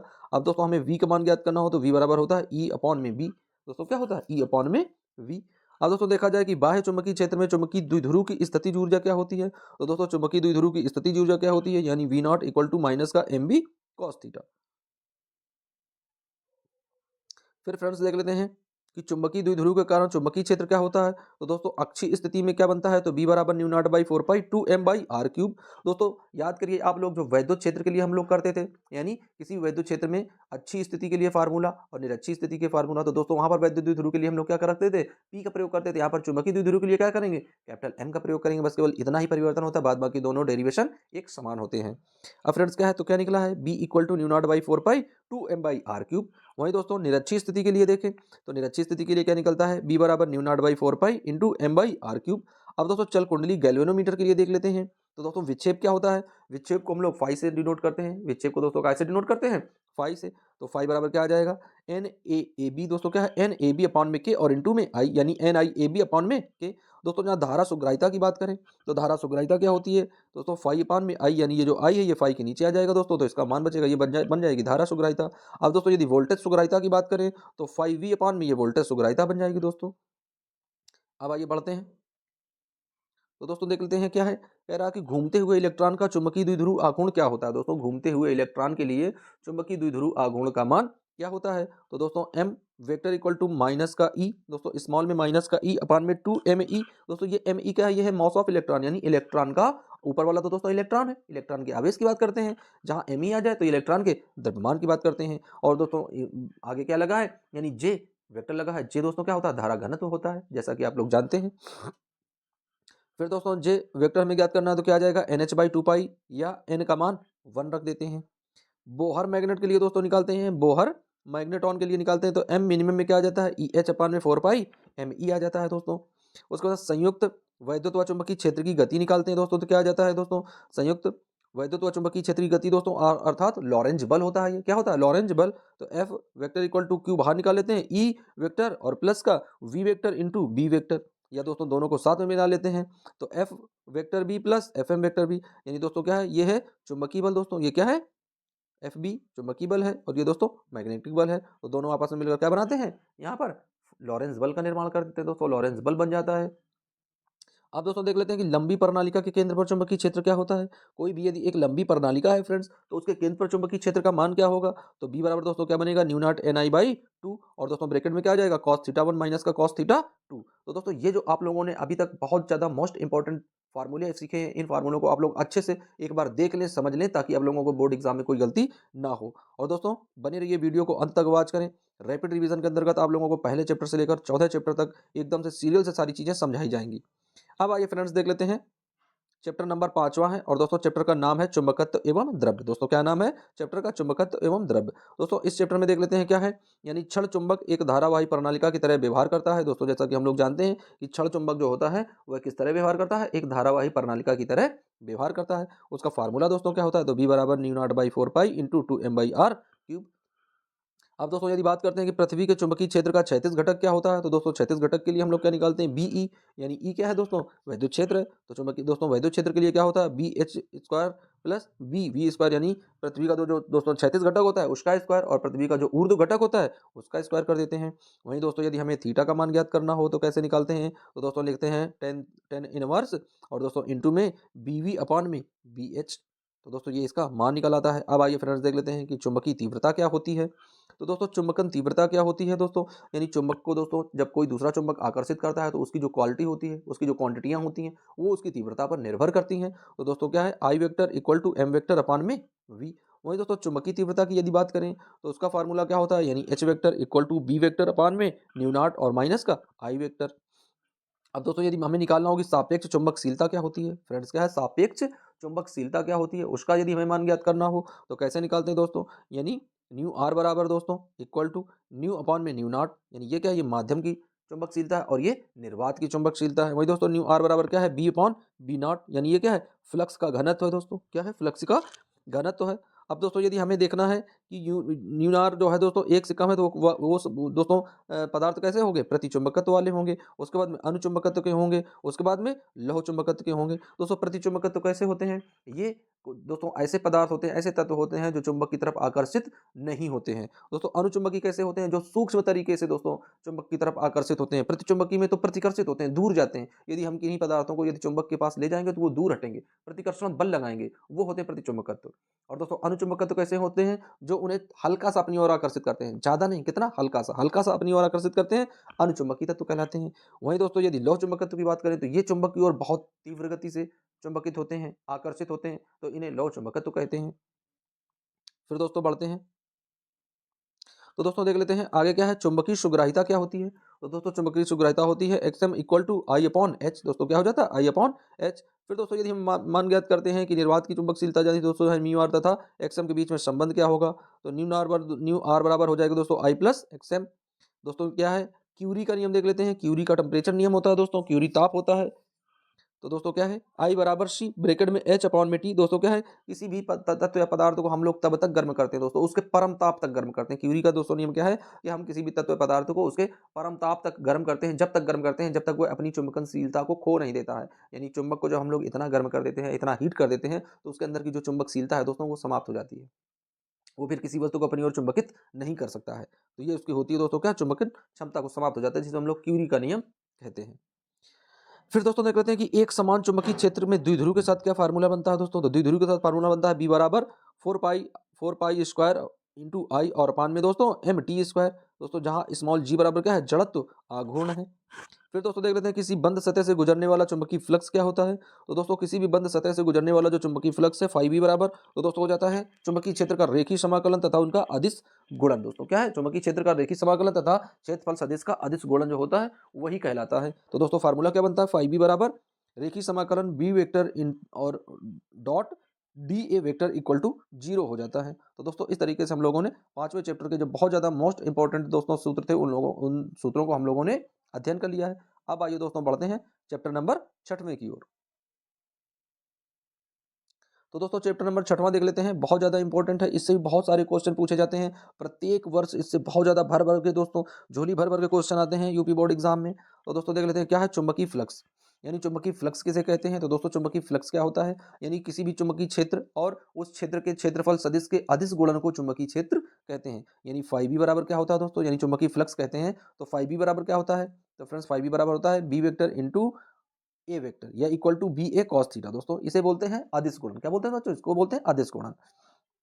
फिर दोस्तों बात करते हैं प्रेरित विद्युत वाहक बल की। तो दोस्तों प्रेरित विद्युत वाहक बल क्या होता है, जैसा कि आप लोग जानते हैं, इसकी खोज किसने की थी दोस्तों, तो इसकी खोज की थी फैराडे साहब ने। किसने की थी, फैराडे साहब ने। तो दोस्तों फैराडे साहब ने इसकी खोज की थी।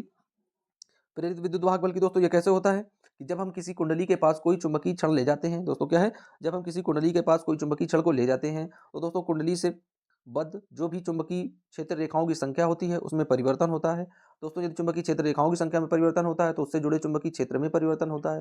दोस्तों जब चुंबकीय क्षेत्र में परिवर्तन होता है तो वो चुंबकीय क्षेत्र परिवर्तन करता है चुंबकीय फ्लक्स में। दोस्तों जब चुंबकीय फ्लक्स में परिवर्तन होता है तो चुंबकीय फ्लक्स में परिवर्तन होने के कारण एक परिवर्ती वैद्युत वाहक बल उत्पन्न होता है। और दोस्तों यदि एक परिवर्ती वैद्युत वाहक बल उत्पन्न होता है तो वह एक प्रेरित धारा को उत्पन्न करता है। और दोस्तों वह धारा क्या करती है, अपने अंदर कुंडली में होने वाले परिवर्तन का विरोध करती है। तो दोस्तों यही है क्या, फैराडे का नियम।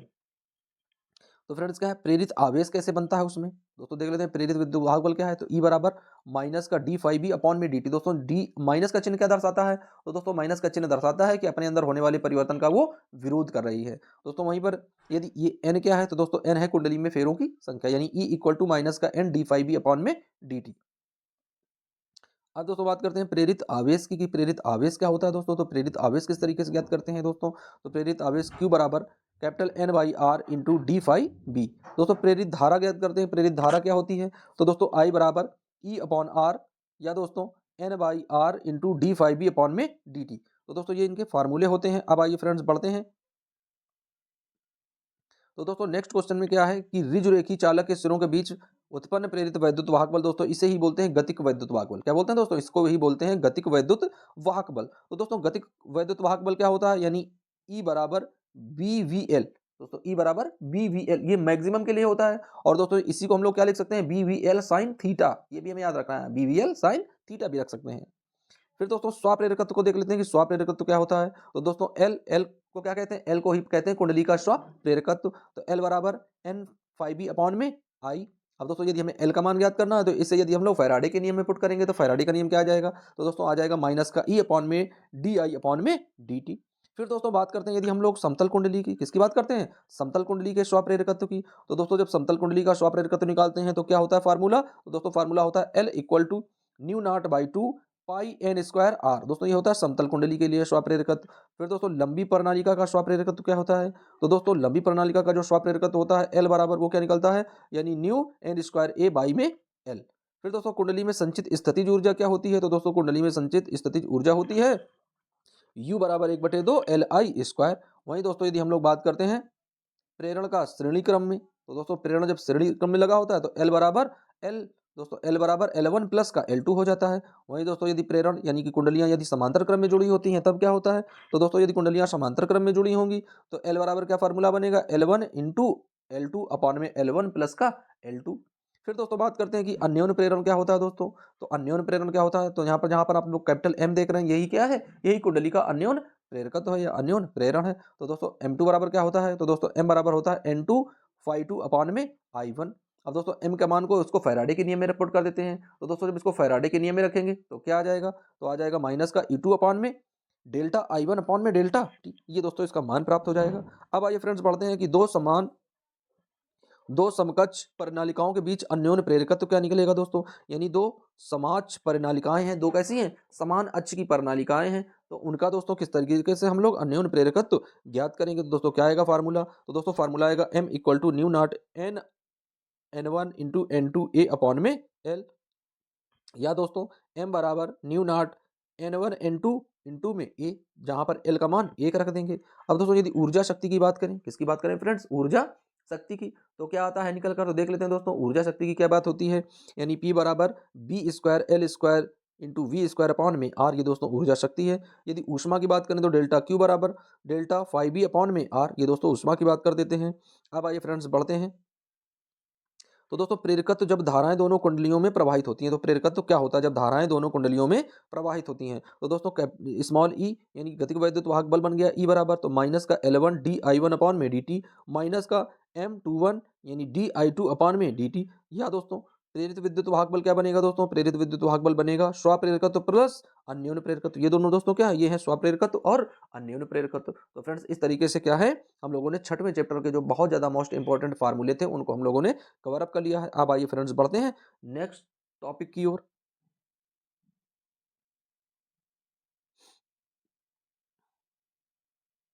अब आइए दोस्तों बात करते हैं किसकी, प्रत्यावर्ती धारा की। तो फ्रेंड्स जैसा कि आप लोग जानते हैं प्रत्यावर्ती धारा कैसी होती है, यानी ऐसी धारा जो समय के साथ साथ अपनी दिशा में भी परिवर्तन करती है, अपने मान में परिवर्तन करती है, वह क्या कहलाती है, प्रत्यावर्ती धारा कहलाती है। भारत में जो प्रत्यावर्ती धारा प्रयोग होती है वो दोस्तों कितनी होती है, 50 हर्ट्ज की होती है। यानी एक दोस्तों एक सेकंड में कितनी बार, 50 बार अपनी दिशा को बदलती है। आप लोग समझ नहीं सोच नहीं सकते हैं भाई ऐसी कौन सी चीज है जो एक सेकंड में 50 बार बदल जाएगी। तो भाई भारत में जो अपनी धारा अपन लोगों के यहाँ मिल रही है, जो विद्युत धारा प्रयोग हो रही है वो कितनी है, 220 वोल्ट की होती है दोस्तों। कितनी होती है, उसका विभवांतर कितना होता है, 220 वोल्ट का होता है दोस्तों विभवांतर। आप लोगों ने देखा होगा जो विद्युत उपकरण होते हैं उनमें 220 वोल्ट या 40 डब्ल्यू लिखा होता है दोस्तों, इस तरीके से लिखा होता है बल्बों में। तो आप लोग समझ गए होंगे कि पावर कितनी है, क्षमता कितनी है, 40 वाट की, और वोल्टता यानी विभवांतर कितना है, 220 वोल्ट का विभवांतर है, यानी दोनों के बीच का अंतर है, प्लस और माइनस जो पॉइंट होते हैं उनके बीच का विभवांतर क्या है, 220 वोल्ट। तो आइए फ्रेंड्स देख लेते हैं कि प्रत्यावर्ती वोल्टेज क्या होता है। तो दोस्तों प्रत्यावर्ती वोल्टेज होता है E naught equal to N B A omega. क्या होता है दोस्तों, एन बी ए ओमेगा। वही दोस्तों बात करते हैं प्रत्यावर्ती धारा के औसत मान की। तो दोस्तों प्रत्यावर्ती धारा का जो औसत मान होता है आई एम बराबर, तो क्या होता है 2/पाई, दोस्तों क्या होता है 2/पाई आई नॉट इक्वल टू, इसका मान क्या होता है दोस्तों 0.67, क्या होता है दोस्तों 0.637 आई नॉट। वही दोस्तों बात करते हैं प्रत्यावर्ती धारा का वर्ग माध्य मूल मान, यानी धारा के आरएमएस मान की। तो फ्रेंड्स जो धारा का आरएमएस मान होता है वो क्या होता है, I R M S equal to I not upon में √2। दोस्तों किसका मान हो जाता है, √2 का मान हो जाता है।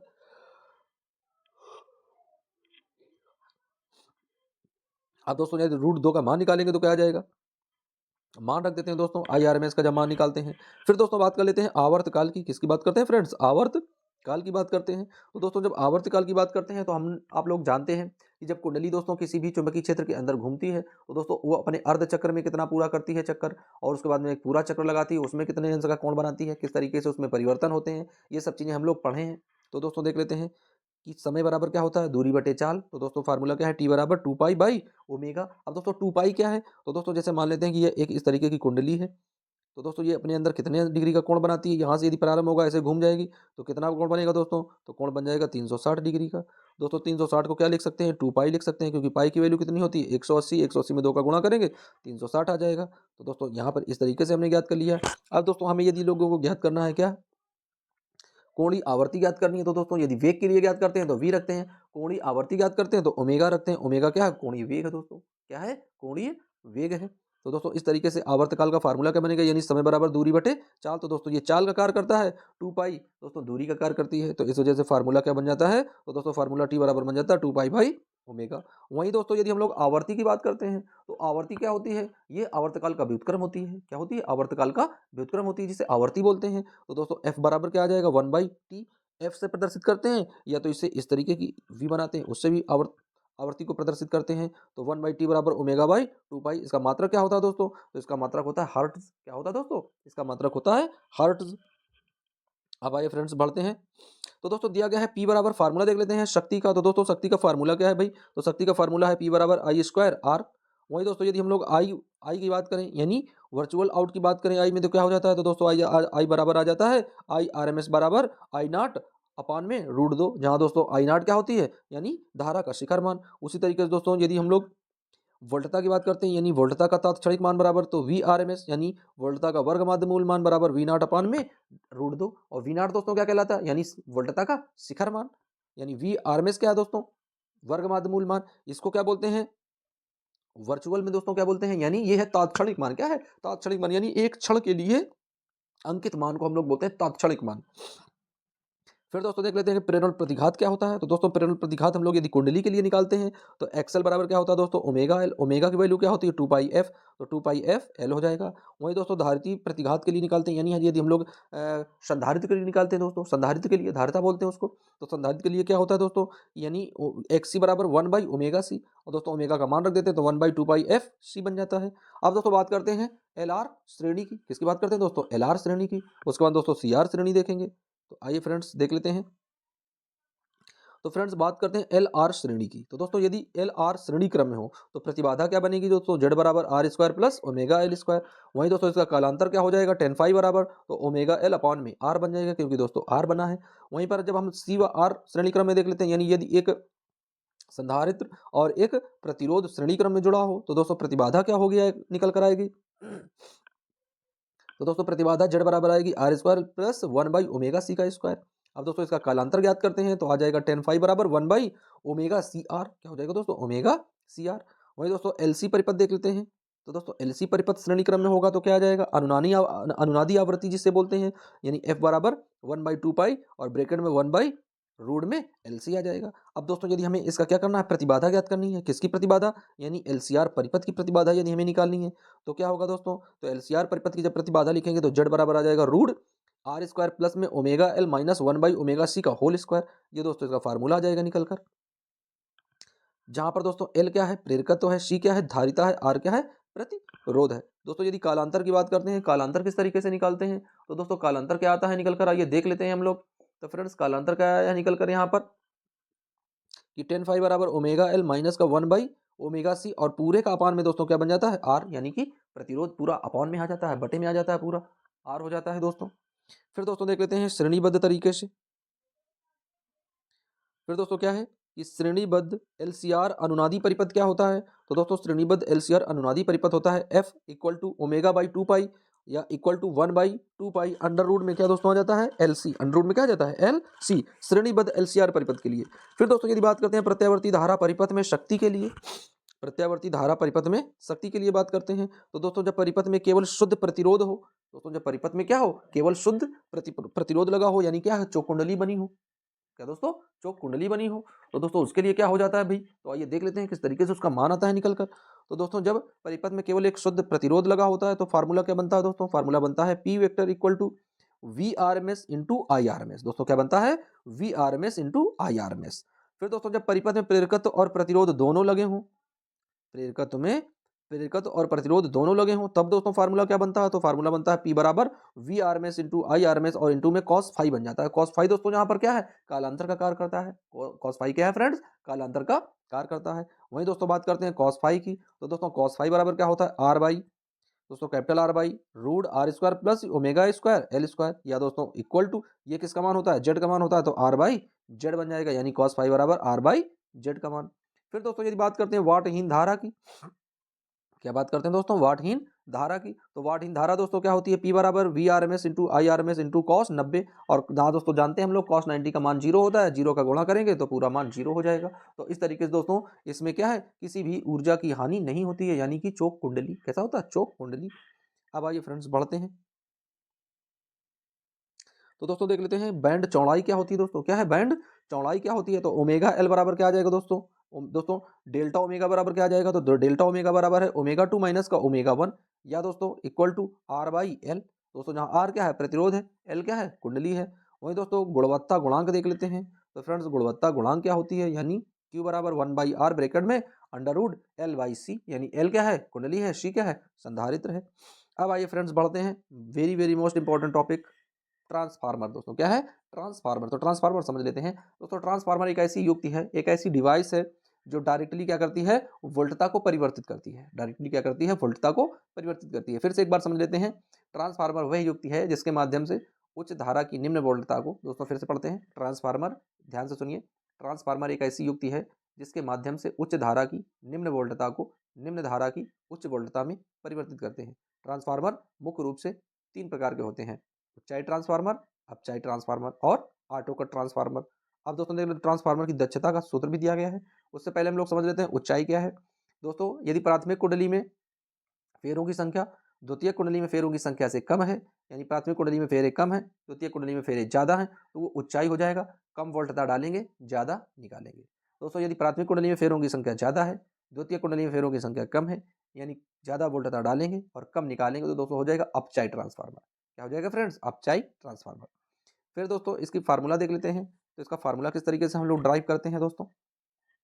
ट्रांसफार्मर की दक्षता का सूत्र क्या होता है दोस्तों? तो ये एक ग्रीक वर्ड दोस्तों है, न्यूटा इसे बोलते हैं। तो न्यूटा इक्वल टू क्या हो जाता है? V S into I S. दोस्तों क्या हो जाता है? V S into I S upon में V P into I P. फिर दोस्तों मान निकालते हैं यदि वोल्टता के लिए, तो क्या आ जाता है दोस्तों? V S upon V P equal to E S upon E P equal to N S upon N P equal to R. Equal to में क्या आ जाता है दोस्तों? आर। फिर दोस्तों दूसरा फार्मूला देख लेते हैं कि आई पी अपॉन में I S equal to V S upon में V P equal to N S upon में एन पी इक्वल टू में आर बन जाता है दोस्तों। तो इस तरीके से इसकी दक्षता निकालते हैं फार्मूले से। फिर दोस्तों इसमें मान निकालते हैं इसकी पावर का। तो दोस्तों पावर जनरेट कैसे करते हैं? तो पी बराबर क्या आ जाता है? I R M S square into में कैपिटल आर।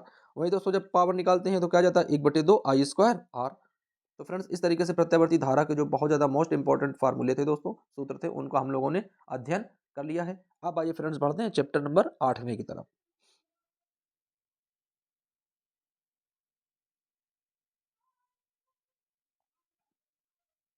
तो दोस्तों देख लेते हैं 8वां चैप्टर क्या है? वैद्युत चुंबकीय तरंगे। दोस्तों क्या है? वैद्युत चुंबकीय तरंगे। तो दोस्तों देख लेते हैं वैद्युत चुंबकीय तरंगों में मैक्सवेल ने अपना क्या नियम दिया था। मैक्सवेल ने सबसे पहले जो नियम दिया था उसे समझ लेते हैं। तो दोस्तों विस्थापन धारा, मैक्सवेल ने क्या नियम दिया था? विस्थापन धारा के बारे में। तो फ्रेंड्स विस्थापन धारा क्या है? आई डी बराबर, तो दोस्तों आई डी बराबर epsilon not into D phi E upon में डी टी। यहाँ पर दोस्तों धाराओं का मान क्या होता है, यानी यहाँ पर लगता है किरचॉफ का नियम, यानी संधि का नियम। दोस्तों क्या हो जाता है? आई बराबर आई सी प्लस का आई डी। दोस्तों यहाँ पर आई सी क्या है? चालन धारा है। आई सी क्या बोलते हैं दोस्तों? चालन धारा। आईडी क्या बोलते हैं? विस्थापन धारा। डिस्टेंसेशन दोस्तों विस्थापित हो जाती है धारा, उसे विस्थापन धारा कह देते हैं। फिर दोस्तों देख लेते हैं मैक्सवेल के समीकरण। जैसा कि बच्चों आप लोग जानते हैं कि मैक्सवेल ने कितने समीकरण दिए थे। तो भैया मैक्सवेल ने 4 समीकरण दिए थे। कितने समीकरण दिए थे? मैक्सवेल ने 4 समीकरण दिए थे। तो पहला देख लेते हैं। तो दोस्तों पहला उन्होंने दिया था गॉस के नियम का। क्या दिया था? गॉस के नियम का। तो फ्रेंड्स रेखी समाकलन E vector into D A vector equal to Q by epsilon naught. दोस्तों क्या है? Q by epsilon naught. ये दोस्तों गॉस ने दिया था अपना नियम। अब आइए फ्रेंड्स बढ़ते हैं नेक्स्ट। तो दोस्तों दूसरा था चुंबकत्व का गॉस नियम दोस्तों, यानी पहला तो क्या था? विद्युत का गॉस नियम। दूसरा क्या है? चुंबकत्व का गॉस नियम। तो दोस्तों क्या? रेखी समाकलन B vector into D A vector equal to 0 हो जाता है। वही दोस्तों बात करते हैं यदि हम लोग विद्युत चुंबकीय फैराडे के नियम की, यानी विद्युत चुंबकीय प्रेरण के सिद्धांत की, जिसे फैराडे ने दिया था। तो दोस्तों क्या है? ई बराबर माइनस का डी फाई बी अपॉन में डी टी, या दोस्तों रेखी समाकलन E vector into D L vector equal to minus का डी फाई बी अपॉन में डी टी। फिर दोस्तों एम्पियर मैक्सवेल का परिपथी नियम। दोस्तों एम्पियर के ही नियम को दोस्तों मैक्सवेल ने प्रतिपादित किया था, तो उसमें अपना नाम केवल जोड़ दिया था। तो दोस्तों बन गया था एम्पियर मैक्सवेल परिपथी नियम। तो दोस्तों क्या था? रेखी समाकलन B vector into D L vector equal to new naught, bracket में दोस्तों जहां पर आई थी बस केवल वहां पर आई के साथ में मैक्सवेल ने क्या जोड़ दिया, यानी आई प्लस आई डी, यानी आई सी क्या है? चालन धारा, और आई डी क्या है? विस्थापन धारा। अब दोस्तों यहाँ पर बात कर लेते हैं विस्थापन धारा क्या थी। तो दोस्तों विद्युत चुंबकीय तरंगों में ऊर्जा घनत्व क्या होता है। तो फ्रेंड्स देख लेते हैं ऊर्जा घनत्व किस तरीके से हम लोग निकालते हैं। तो दोस्तों यू बराबर क्या है? 1/2 ई नॉट। दोस्तों क्या है? 1/2 एप्सिलॉन नॉट ई स्क्वायर। दोस्तों क्या है? Epsilon naught E square plus 1/2 B square upon में न्यू नॉट। दोस्तों ये है ऊर्जा घनत्व का फार्मूला। वही दोस्तों देख लेते हैं यू ई बराबर क्या है? स्थितिज ऊर्जा क्या होती है, इसकी गतिज ऊर्जा क्या मान आता है दोस्तों? 1/2 E epsilon not into E square. वही दोस्तों यू एम बराबर देख लेते हैं 1/2 बी स्क्वायर अपान में न्यू नॉट स्क्वायर। दोस्तों जहां यू ई का मान क्या है दोस्तों? विद्युत ऊर्जा का घनत्व है। दोस्तों क्या है? विद्युत ऊर्जा का घनत्व। और यू एम क्या है दोस्तों? चुंबकीय ऊर्जा का घनत्व है। वही दोस्तों ई अपान में बी बराबर क्या आता है निकल कर 1/√, के अंदर nu naught into epsilon not equal to C, यानी किसके बराबर होता है दोस्तों? सी के बराबर होता है, जो कि प्रकाश का वेग है निर्वात में। तो फ्रेंड्स इस तरीके से हम लोगों ने 8 चैप्टर तक दोस्तों फिजिक्स जो है उसको रैपिड रिवीजन के अंतर्गत कंप्लीट कर लिया है। अब आइए दोस्तों इसके आगे हम लोग पढ़ेंगे सेकेंड चैप्टर, और दोस्तों उसके बाद में सारी चीज़ें क्लियर करेंगे। To my YouTube channel. आइए फ्रेंड्स हम लोग पढ़ रहे हैं 12th क्लास की फिजिक्स, और दोस्तों अब ये फिजिक्स का सेकेंड चैप्टर है दोस्तों, यानी सेकेंड पार्ट है। तो दोस्तों देख लेते हैं किरण प्रकाश की एवं प्रकाशिक तरंग क्या होती है। तो फ्रेंड्स देख लेते हैं किरण प्रकाश की से संबंधित जो महत्वपूर्ण फार्मूले हैं, जो महत्वपूर्ण सूत्र हैं, उन सूत्रों को दोस्तों देख लेते हैं एक रैपिड रिवीजन के अंतर्गत। दोस्तों 1 या 1.5 घंटे की वीडियो में दोस्तों आप लोग पहले चैप्टर से लेकर 14 चैप्टर तक एकदम से फिजिक्स का सन्नाटा करेंगे, एकदम से फिजिक्स का सफाया करेंगे एक ही वीडियो में। दोस्तों यदि ये वीडियो आप लोग शुरू से लेकर अंत तक एक बार देखते हैं तो यकीन मानिए कि आप लोग फिजिक्स का एकदम से दोस्तों जो पुनर्रिवीजन है वो इस तरीके से आप लोग कर पाएंगे कि आप लोगों को एग्जाम में कोई दिक्कत होने वाली नहीं है। तो दोस्तों देख लेते हैं कि गोली दर्पण के लिए फोकस दूरी क्या होती है। तो फ्रेंड्स जब गोली दर्पण के लिए फोकस दूरी निकालते हैं तो किस तरीके से निकालते हैं दोस्तों, यानी एफ बराबर आर बाई टू। दोस्तों क्या करते हैं, एफ बराबर आर बाई टू, जहां आर क्या है दोस्तों, वक्रता त्रिज्या है, जहां दोस्तों आर क्या है, वक्रता त्रिज्या, और एफ क्या है दोस्तों, फोकस दूरी है, आर क्या है, वक्रता त्रिज्या है। फिर दोस्तों बात करते हैं यदि दर्पण समीकरण की, यानी दर्पण सूत्र की। तो दोस्तों उत्तल और अवतल दर्पण दोनों के लिए जो फार्मूला होता है वो क्या होता है, यानी 1/v plus 1/u equal to 1/f के बराबर में दोस्तों क्या है, उत्तल और अवतल दर्पण के लिए ये फार्मूला प्राप्त होता है। फिर दोस्तों यदि बात करें रेखीय आवर्धन की, यानी आवर्धन क्षमता की दोस्तों, तो क्या निकलती है, तो दोस्तों रेखीय आवर्धन की बात करें m बराबर, तो दोस्तों क्या है, y2 अपॉन में y1 इक्वल टू माइनस का v अपॉन में माइनस का u। दोस्तों y2 y1 को हम लोग h1 या h2 से भी प्राप्त कर सकते हैं, या h डैश या h से भी प्राप्त कर सकते हैं, क्योंकि दोस्तों यहाँ पर h डैश मान लेंगे तो ये दोस्तों इमेज की हाइट हो जाएगी, और h मान लेंगे तो ये ऑब्जेक्ट की हाइट हो जाएगी। तो दोस्तों ये अपने अकॉर्डिंग कोई भी मान रख सकते हैं। तो दोस्तों हमें केवल इतना मान समझना है कि यदि m बराबर हम लोग ज्ञात करेंगे तो m बराबर माइनस का v अपॉन माइनस का u, या दोस्तों हम लोग यदि प्रतिबिंब का आकार ज्ञात करना चाहें, क्या ज्ञात करना चाहें दोस्तों, प्रतिबिंब का आकार, तो फार्मूला क्या बनेगा फिर देख लेते हैं। तो दोस्तों जो प्रतिबिंब का आकार m बराबर फार्मूला क्या हो जाता है, I upon O equal to minus का v अपान में u, ये वाला फार्मूला दोस्तों बनता है प्रतिबिंब के लिए। तो आइए फ्रेंड्स बढ़ते हैं आगे। रेखीय आवर्धन दोस्तों हो गया है। फिर फ्रेंड्स हम लोग देख लेते हैं स्नेल का नियम। क्या देखते हैं दोस्तों, स्नेल का नियम। तो दोस्तों स्नेल का नियम क्या होता है, साइन आई अपॉन में साइन आर, यानी one N two equal to N two upon में एन वन, यानी जहां आई आपतन कोण है और आर अपवर्तन कोण है। फिर दोस्तों जब इसका मान निकालेंगे एन बराबर, तो क्या आ जाएगा, साइन आई अपॉन में साइन आर। तो दोस्तों ये हो जाता है। अब स्नेल का नियम होता क्या है दोस्तों, तो सबसे पहले तो हम लोग समझ लेते हैं कि दोस्तों प्रकाश का अपवर्तन क्या है। तो दोस्तों जब कोई प्रकाश एक माध्यम से दूसरे माध्यम में प्रवेश करता है तो वह अपने मार्ग से विचलित हो जाता है। प्रकाश के विचलन या विचलित होने की यह घटना प्रकाश का अपवर्तन कहलाती है।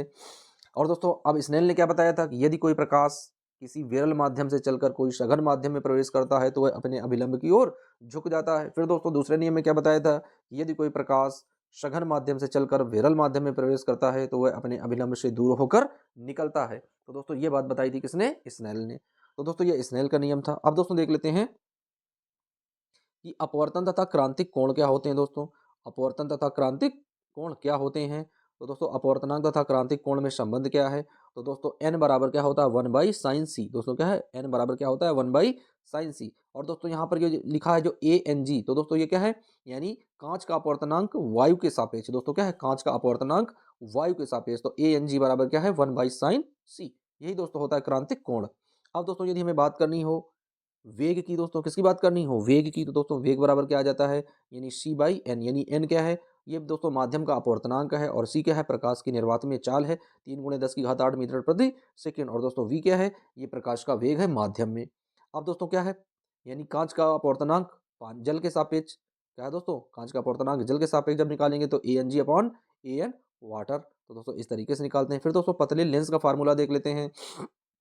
तो फ्रेंड्स जब लेंस का फार्मूला हम लोग निकालते हैं तो क्या आ जाता है, यानी दर्पण के ही फार्मूले में यदि माइनस लगा दे तो लेंस का फार्मूला बन जाता है, यानी 1/v minus 1/u equal to 1/f। ये दोस्तों होता है लेंस के लिए।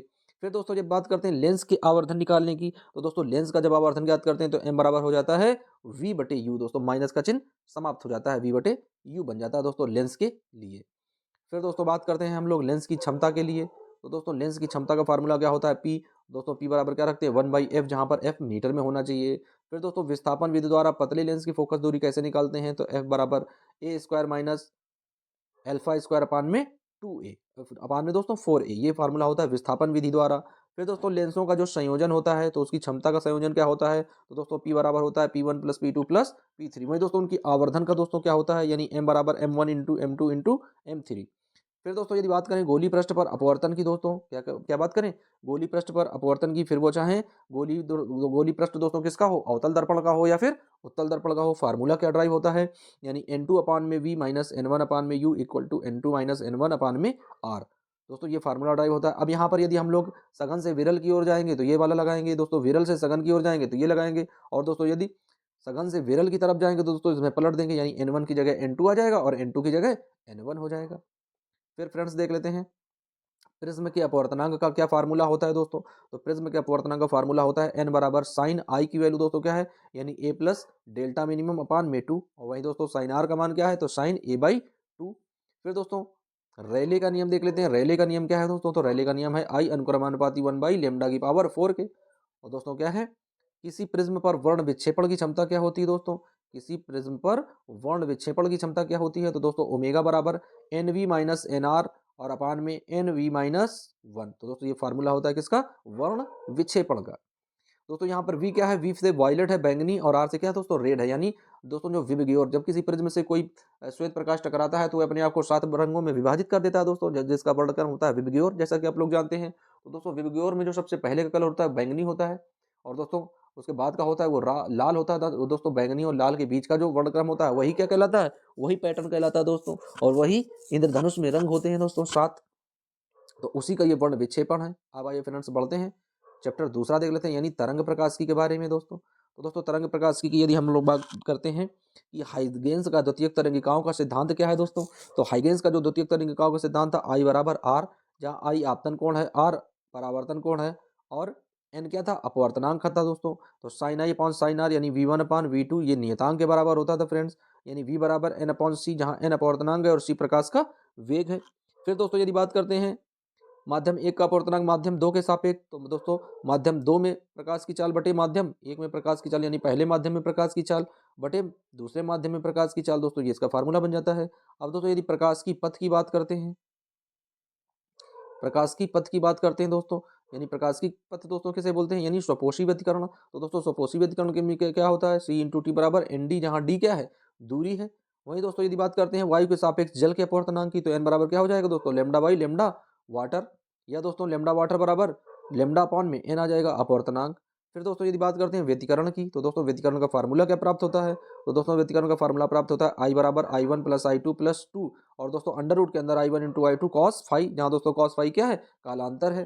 फिर दोस्तों दीप्त फ्रिंज की बात करते हैं, यदि दीप्त फ्रिंज की स्थिति की बात करते हैं तो क्या दोस्तों प्राप्त होता है दीप्त फ्रिंज में? तो दोस्तों दीप्त फ्रिंज में आ जाता है एक्स बराबर M capital D into lambda upon में स्मॉल डी। फिर दोस्तों यदि फ्रिंज की चौड़ाई की बात करते हैं तो आ जाता है डब्ल्यू बराबर D capital D lambda by small वाला डी। फिर दोस्तों यदि अदीप्त फ्रिंज की बात करते हैं तो अदीप्त फ्रिंज का फार्मूला क्या प्राप्त होता है? तो दोस्तों अदीप्त फ्रिंज का फार्मूला प्राप्त होता है एक्स बराबर ब्रेकेट में एम माइनस 1/1 1/2 ब्रेकेट बंद दोस्तों, उसके बाहर में डी लेमडा अपॉन में स्मॉल वाला डी। फिर दोस्तों कोणीय फ्रिंज की बात करते हैं तो थीटा बराबर क्या प्राप्त होता है? लेमडा बाई स्मॉल वाला डी। फिर दोस्तों फ्रिंज का विस्थापन ज्ञात करते हैं तो क्या निकलता है? तो दोस्तों फ्रिंज का विस्थापन एक्स जीरो बराबर क्या निकलता है दोस्तों? कैपिटल डी अपॉन में स्मॉल डी, ब्रैकेट में n माइनस 1, और दोस्तों ब्रैकेट के बाहर t बन जाता है। फिर दोस्तों यदि प्लेट की चौड़ाई या मोटाई ज्ञात करें तो दोस्तों t बराबर क्या निकलता है? एक्स जीरो बराबर x zero into lambda upon में w ब्रैकेट में n माइनस 1, ये दोस्तों इसका फार्मूला होता है। अब आइए फ्रेंड्स देख लेते हैं कि एक झिर्री के कारण प्रकाश का विवर्तन क्या प्राप्त होता है दोस्तों। एक झिर्री के कारण दोस्तों क्या है? प्रकाश का विवर्तन क्या निकलता है? तो दोस्तों ई साइन थीटा बराबर होता है प्लस माइनस एम डेल्टा, दोस्तों क्या होता है? एम डेल्टा, या ई साइन थीटा बराबर दोस्तों 2m प्लस 1 लेमडा बाई 2, ये दोस्तों फार्मूला निकलता है। फिर दोस्तों केंद्रीय अधिकतम की कोणीय चौड़ाई क्या होती है? यानी केंद्रीय से अधिकतम की कोणीय चौड़ाई दोस्तों क्या होती है? तो टू जीरो बराबर दोस्तों क्या है? टू थीटा बराबर क्या है? 2 लेमडा बाई ई। वहीं दोस्तों फ्रेनेल दूरी क्या होती है?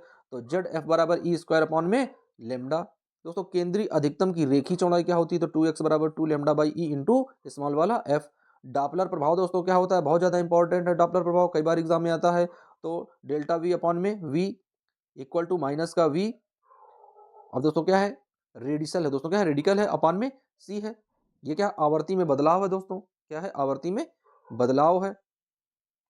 फिर फ्रेंड्स बात करते हैं दूरदर्शी की विभेदन क्षमता की बात करते हैं। तो दोस्तों जो दूरदर्शी की विभेदन क्षमता होती है वो कितनी होती है? 1.22 और लेमडा बाई स्मॉल वाला डी। फिर दोस्तों बात करते हैं सूक्ष्मदर्शी की विभेदन क्षमता की कितना होता है दोस्तों? तो 1.22 lambda by 2n sine alpha. फिर दोस्तों बात करते हैं ब्रूस्टर का नियम। तो ब्रूस्टर का नियम दोस्तों क्या होता है? तो दोस्तों ब्रूस्टर का नियम होता है म्यू बराबर 10 IB। क्या होता है दोस्तों? म्यू बराबर 10 IB। तो दोस्तों ये जो दूसरे चैप्टर यानी तरंग प्रकाशिकी से जो बहुत महत्वपूर्ण दोस्तों फार्मूले थे, उन सभी फार्मूलों को हम लोगों ने एक संक्षेप में दोस्तों क्लियर कर लिया है। अब आइए फ्रेंड्स बढ़ते हैं नेक्स्ट चैप्टर की ओर। तो दोस्तों अगला चैप्टर है विकिरण तथा द्रव्य की प्रकृति। तो दोस्तों विकिरण तथा द्रव्य की क्या प्रकृति होती है, आइए देख लेते हैं फ्रेंड्स एक बार। यानी क्या है दोस्तों, फोटो इलेक्ट्रॉनों की अधिकतम ऊर्जा क्या होती है? तो दोस्तों जो फोटो इलेक्ट्रॉन होते हैं उनकी अधिकतम ऊर्जा होती है ई के, यानी ई क्या है, किनेटिक एनर्जी इक्वल टू ई वो, और दोस्तों ई के साथ में क्या है, वी नॉट, यानी दोस्तों क्या है, ये देहली आवृत्ति है। वी नॉट बराबर दोस्तों क्या होती है, देहली आवृत्ति। अब दोस्तों यहाँ पर क्या है, देहली आवृत्ति यानी देहली तरंग दैर्ध्य दोस्तों क्या दी गई है, तो दोस्तों देहली तरंग दैर्ध्य को कैसे लिखते हैं, लेमडा दोस्तों, लेमडा नॉट से लिखते हैं। तो लेमडा नॉट बराबर दोस्तों क्या आ जाएगा, सी अपॉन वी नॉट, क्या आ जाएगा friends, C upon V naught. और दोस्तों यही वी नॉट क्या है, देहली आवृत्ति है।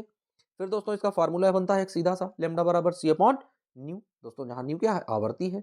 फिर दोस्तों क्या है, आइंस्टीन का फोटो इलेक्ट्रिक समीकरण क्या है, तो दोस्तों जो आइंस्टीन का फोटो इलेक्ट्रिक समीकरण है बहुत ज्यादा दोस्तों ये इंपॉर्टेंट है, यानी प्रकाश वैद्युत समीकरण, दोस्तों इसको बोलते हैं प्रकाश वैद्युत समीकरण। यानी डब्ल्यू बराबर एच न्यू नॉट, या दोस्तों ई के बराबर एच ब्रैकेट में वी माइनस वी नॉट, यानी न्यू माइनस न्यू नॉट। फिर दोस्तों दूसरे में फार्मूला में जब प्राप्त करते हैं क्या आता है दोस्तों, ई के को यानी गतिज ऊर्जा है तो 1/2 mv² मैक्सिमम के लिए, और दोस्तों क्या निकल कर आता है, एच ब्रैकेट में न्यू माइनस न्यू नॉट। जहां पर दोस्तों देख लेते हैं हम लोग W बराबर क्या है फ्रेंड्स, तो W बराबर है कार्य फलन, H बराबर क्या है, तो H बराबर है दोस्तों प्लांक का नियतांक। फिर दोस्तों यदि बात करते हैं हम लोग ऊर्जा की, किसकी बात करते हैं दोस्तों, ऊर्जा की, तो E बराबर क्या होता है, H न्यू के बराबर, और E क्या है दोस्तों, एक फोटोन की कुल ऊर्जा। H दोस्तों क्या है, प्लांक नियतांक है, V क्या है, उसकी आवर्ती है। तो दोस्तों V की आवर्ती का मान रख देते हैं, क्या होता है, एच सी अपॉन लेमडा, क्या होता है दोस्तों, एच सी अपॉन लेमडा। दोस्तों प्रकाश का वेग क्या होता है, यानी प्रकाश की चाल C बराबर क्या होता है दोस्तों, न्यू इंटू में लेमडा।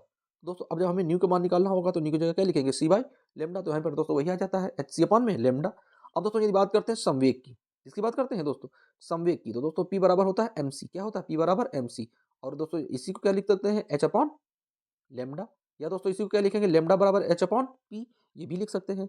अब दोस्तों कण की तरंग प्रकृति क्या होती है दोस्तों, यानी कण की तरंग प्रकृति क्या होती है, तो दोस्तों lambda equal to H upon में एम वी, या lambda equal to H upon में अंडर रूट 2 एम के, या lambda equal to H upon में under root 2 M E V, या lambda equal to 12.27 angstrom upon में delta का V आ जाता है दोस्तों, यानी अंडर रूट में वी हो जाता है। फिर दोस्तों इसको और सॉल्व कर लेते हैं, तो क्या आ जाएगा फ्रेंड्स, यानी वी नॉट बराबर क्या आ जाएगा दोस्तों, तो वी नॉट बराबर आ जाता है दोस्तों H upon E V minus H E, और दोस्तों इंटू में वी नॉट। अब दोस्तों देख लेते हैं कि h का मान क्या होता है, तो दोस्तों h का मान होता है 6.63 इंटू 10⁻34 जूल प्रति सेकेंड। वही दोस्तों इलेक्ट्रॉन पर मान क्या होता है, 1.6 इंटू 10⁻⁻19। फिर दोस्तों यदि m का मान ज्ञात करना हो तो क्या आ जाता है दोस्तों, आ जाता है 9.31 इंटू 10⁻31 kg, और एक इलेक्ट्रॉन वोल्ट का दोस्तों ऊर्जा कितनी होती है, 1.6 इंटू 10⁻19 जूल। दोस्तों ब्रैग समीकरण क्या होता है, देख लेते हैं ब्रैग समीकरण। तो दोस्तों ब्रैग समीकरण आता है लैम्डा बराबर 2d sin थीटा की। फिर दोस्तों हाइजेनबर्ग का अनिश्चितता का सिद्धांत क्या होता है, तो delta x into delta P, और लगभग बराबर समथिंग होता है दोस्तों एच के, यानी प्लांक नियतांक की, या आर में दोस्तों delta x into delta P लगभग बराबर या बड़ा होता है दोस्तों किससे, प्लांक नियतांक से। तो दोस्तों प्लांक नियतांक क्या होता है, यानी एच अपॉन में 2 पाई के बराबर। अब आइए दोस्तों बढ़ते हैं नेक्स्ट चैप्टर की ओर। तो दोस्तों नेक्स्ट चैप्टर है परमाणु,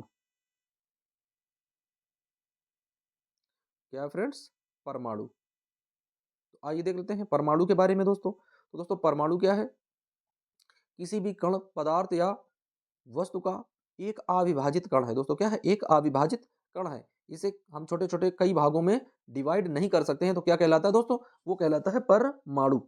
अब दोस्तों परमाणु में देख लेते हैं कि एल्फा कण प्रकीर्णन तथा परमाणु का रदरफोर्ड नाभिकीय मॉडल क्या था, तो दोस्तों नाभिकीय मॉडल के अनुसार एफ बराबर क्या प्राप्त हुआ था, 1/4πε0 into 2e into Z E upon में आर स्क्वायर। दोस्तों जहाँ पर 2e क्या था, यानी अल्फा कण था, अल्फा कण में क्या होता है, 2 इलेक्ट्रॉन के बराबर होता है। दोस्तों जेड ई क्या था, ये नाभिक का दोस्तों है, नाभिक में जो प्रोटॉन और न्यूट्रॉन होते हैं ये उनका मान है दोस्तों, परमाणु क्रमांक बोलते हैं। हाइड्रोजन परमाणु के लिए कक्षा त्रिज्या और इलेक्ट्रॉन वेग में के बीच संबंध क्या था, तो दोस्तों आर बराबर कितना निकला था, ई स्क्वायर अपान में 4πε0 mv²। ये दोस्तों त्रिज्या निकली थी, किसकी त्रिज्या थी दोस्तों, ये बोहर परमाणु मॉडल की, किसकी थी दोस्तों, बोहर परमाणु मॉडल की। अब आइए दोस्तों बढ़ते हैं कि हाइड्रोजन परमाणु के लिए गतिज ऊर्जा क्या आई थी दोस्तों, यानी हाइड्रोजन परमाणु के लिए गतिज ऊर्जा क्या निकली थी दोस्तों, निकली था के बराबर ई स्क्वायर अपान में 8πε0 आर। और दोस्तों कुल ऊर्जा का मान क्या निकला था, E इक्वल टू के प्लस यू, दोस्तों क्या निकला था, E इक्वल टू के प्लस यू। वहीं दोस्तों E का मान क्या आया था, माइनस का ई स्क्वायर अपान में 8πε0 आर। अब दोस्तों यहीं पर हाइड्रोजन परमाणु के लिए स्थितिज ऊर्जा क्या आई थी दोस्तों, तो स्थितिज ऊर्जा निकली थी U बराबर E² में 4 पाई एप्सिलॉन नॉट R के। वहीं दोस्तों बोहर परमाणु मॉडल क्या बनकर आया था, तो दोस्तों बोहर परमाणु मॉडल आया था यानी कोणीय संवेग MBR बराबर था NH/2 पाई के। यानी इलेक्ट्रॉन जो है वो यानी परमाणु नाभिक के बाहर दीर्घवृत्तीय कक्षाओं में, उन्हीं कक्षाओं में चक्कर लगाते हैं जिनका कोणीय संवेग NH/2 पाई के बराबर होता है। अब दोस्तों hν बराबर क्या है, यानी कोई भी यदि इलेक्ट्रॉन है वह किसी भी कक्षा में चक्कर लगा रहा हो तो क्या करेगा, ऊर्जा को अवशोषण करता है और उसके बाद में जब दोस्तों उस कक्षा से अपनी मूल कक्षा में आता है तो ऊर्जा को उत्सर्जित करता है। और दोस्तों ऊर्जा का अवशोषण किससे होता है, फोटॉन के द्वारा, और ऊर्जा का उत्सर्जन भी किससे होता है, प्रकाश के द्वारा, यानी कि ऊर्जा के द्वारा, यानी ऊर्जा फोटॉन के द्वारा ही। तो एच बराबर क्या आ जाएगा दोस्तों, E2 माइनस का E1। अब दोस्तों यदि आर का मान निकालना हो, त्रिज्या ज्ञात करनी हो, तो क्या फार्मूला निकल कर आया था, N² H² अपान में पाई एम जेड ई का स्क्वायर। फिर दोस्तों बात करते हैं हम लोग स्थायी कक्षाओं में इलेक्ट्रॉनों के वेग के बराबर में, यानी स्थायी कक्षाओं में जो इलेक्ट्रॉनों का वेग होता है दोस्तों उसके बारे में बात करेंगे। तो वेग क्या आया था निकल कर V बराबर, यानी ZE² अपान में 2H एप्सिलॉन नॉट और इंटू में 1/n आया था दोस्तों। फिर दोस्तों स्थायी कक्षाओं के इलेक्ट्रॉन की ऊर्जा के बारे में यदि मान निकला था तो दोस्तों क्या आया था, En बराबर माइनस का mz² E4 में 8 epsilon not square H² into में 1/n²। अब दोस्तों इसका यदि हम लोग मान रख देते थे तो क्या आया था, माइनस का Z² और इंटू में दोस्तों 13.6 इलेक्ट्रॉन वोल्ट और बटे में n², यानी माइनस का 13.6 इलेक्ट्रॉन वोल्ट इंटू Z² अपान में n²। ये दोस्तों इसका मान निकला था स्थायी कक्षाओं में। फिर दोस्तों इसकी आयनन ऊर्जा क्या प्राप्त हुई थी, दोस्तों इसकी आयनन ऊर्जा आई थी En बराबर माइनस का 13.6 अपान में n²। फिर दोस्तों यदि इसका En बराबर में क्या आया था, तो दोस्तों En निकल कर आया था माइनस का RH अपान में n²। दोस्तों जहां R क्या था, R था रिडबर्ग नियतांक। अब दोस्तों उत्सर्जन तथा अवशोषण संक्रमणों में तरंग दैर्ध्य क्या निकली थी, तो दोस्तों लैम्डा बराबर आया था 12,375 एंगस्ट्रॉम बटे डेल्टा ई का मान आया था दोस्तों। अब आइए देख लेते हैं तरंग संख्या क्या प्राप्त हुई थी फ्रेंड्स। तो तरंग संख्या प्राप्त हुई थी दोस्तों निकलने पर 1/λ=r ब्रैकेट में 1/n1² माइनस 1/n2 का स्क्वायर। दोस्तों जहां r क्या था, रेडबर्ग नियतांक था, n बराबर क्या था, कोई भी क्वांटम संख्या। फिर दोस्तों यदि बात करते हैं लाइमन श्रेणी के लिए, तो दोस्तों लाइमन श्रेणी के लिए फार्मूला क्या बना था, 1/λ=r ब्रैकेट में 1/1² माइनस का 1/n2², जहां n2 का मान 2, 3, 4 से प्रारंभ होता है। फिर दोस्तों बात करते हैं बामर श्रेणी के लिए, तो दोस्तों बामर श्रेणी के लिए क्या बना था, 1/λ=r ब्रैकेट में 1/2² माइनस का 1/n2 का स्क्वायर, जहां दोस्तों n2 का मान क्या बना था, यानी 3, 4, 5 से प्रारंभ हुआ था।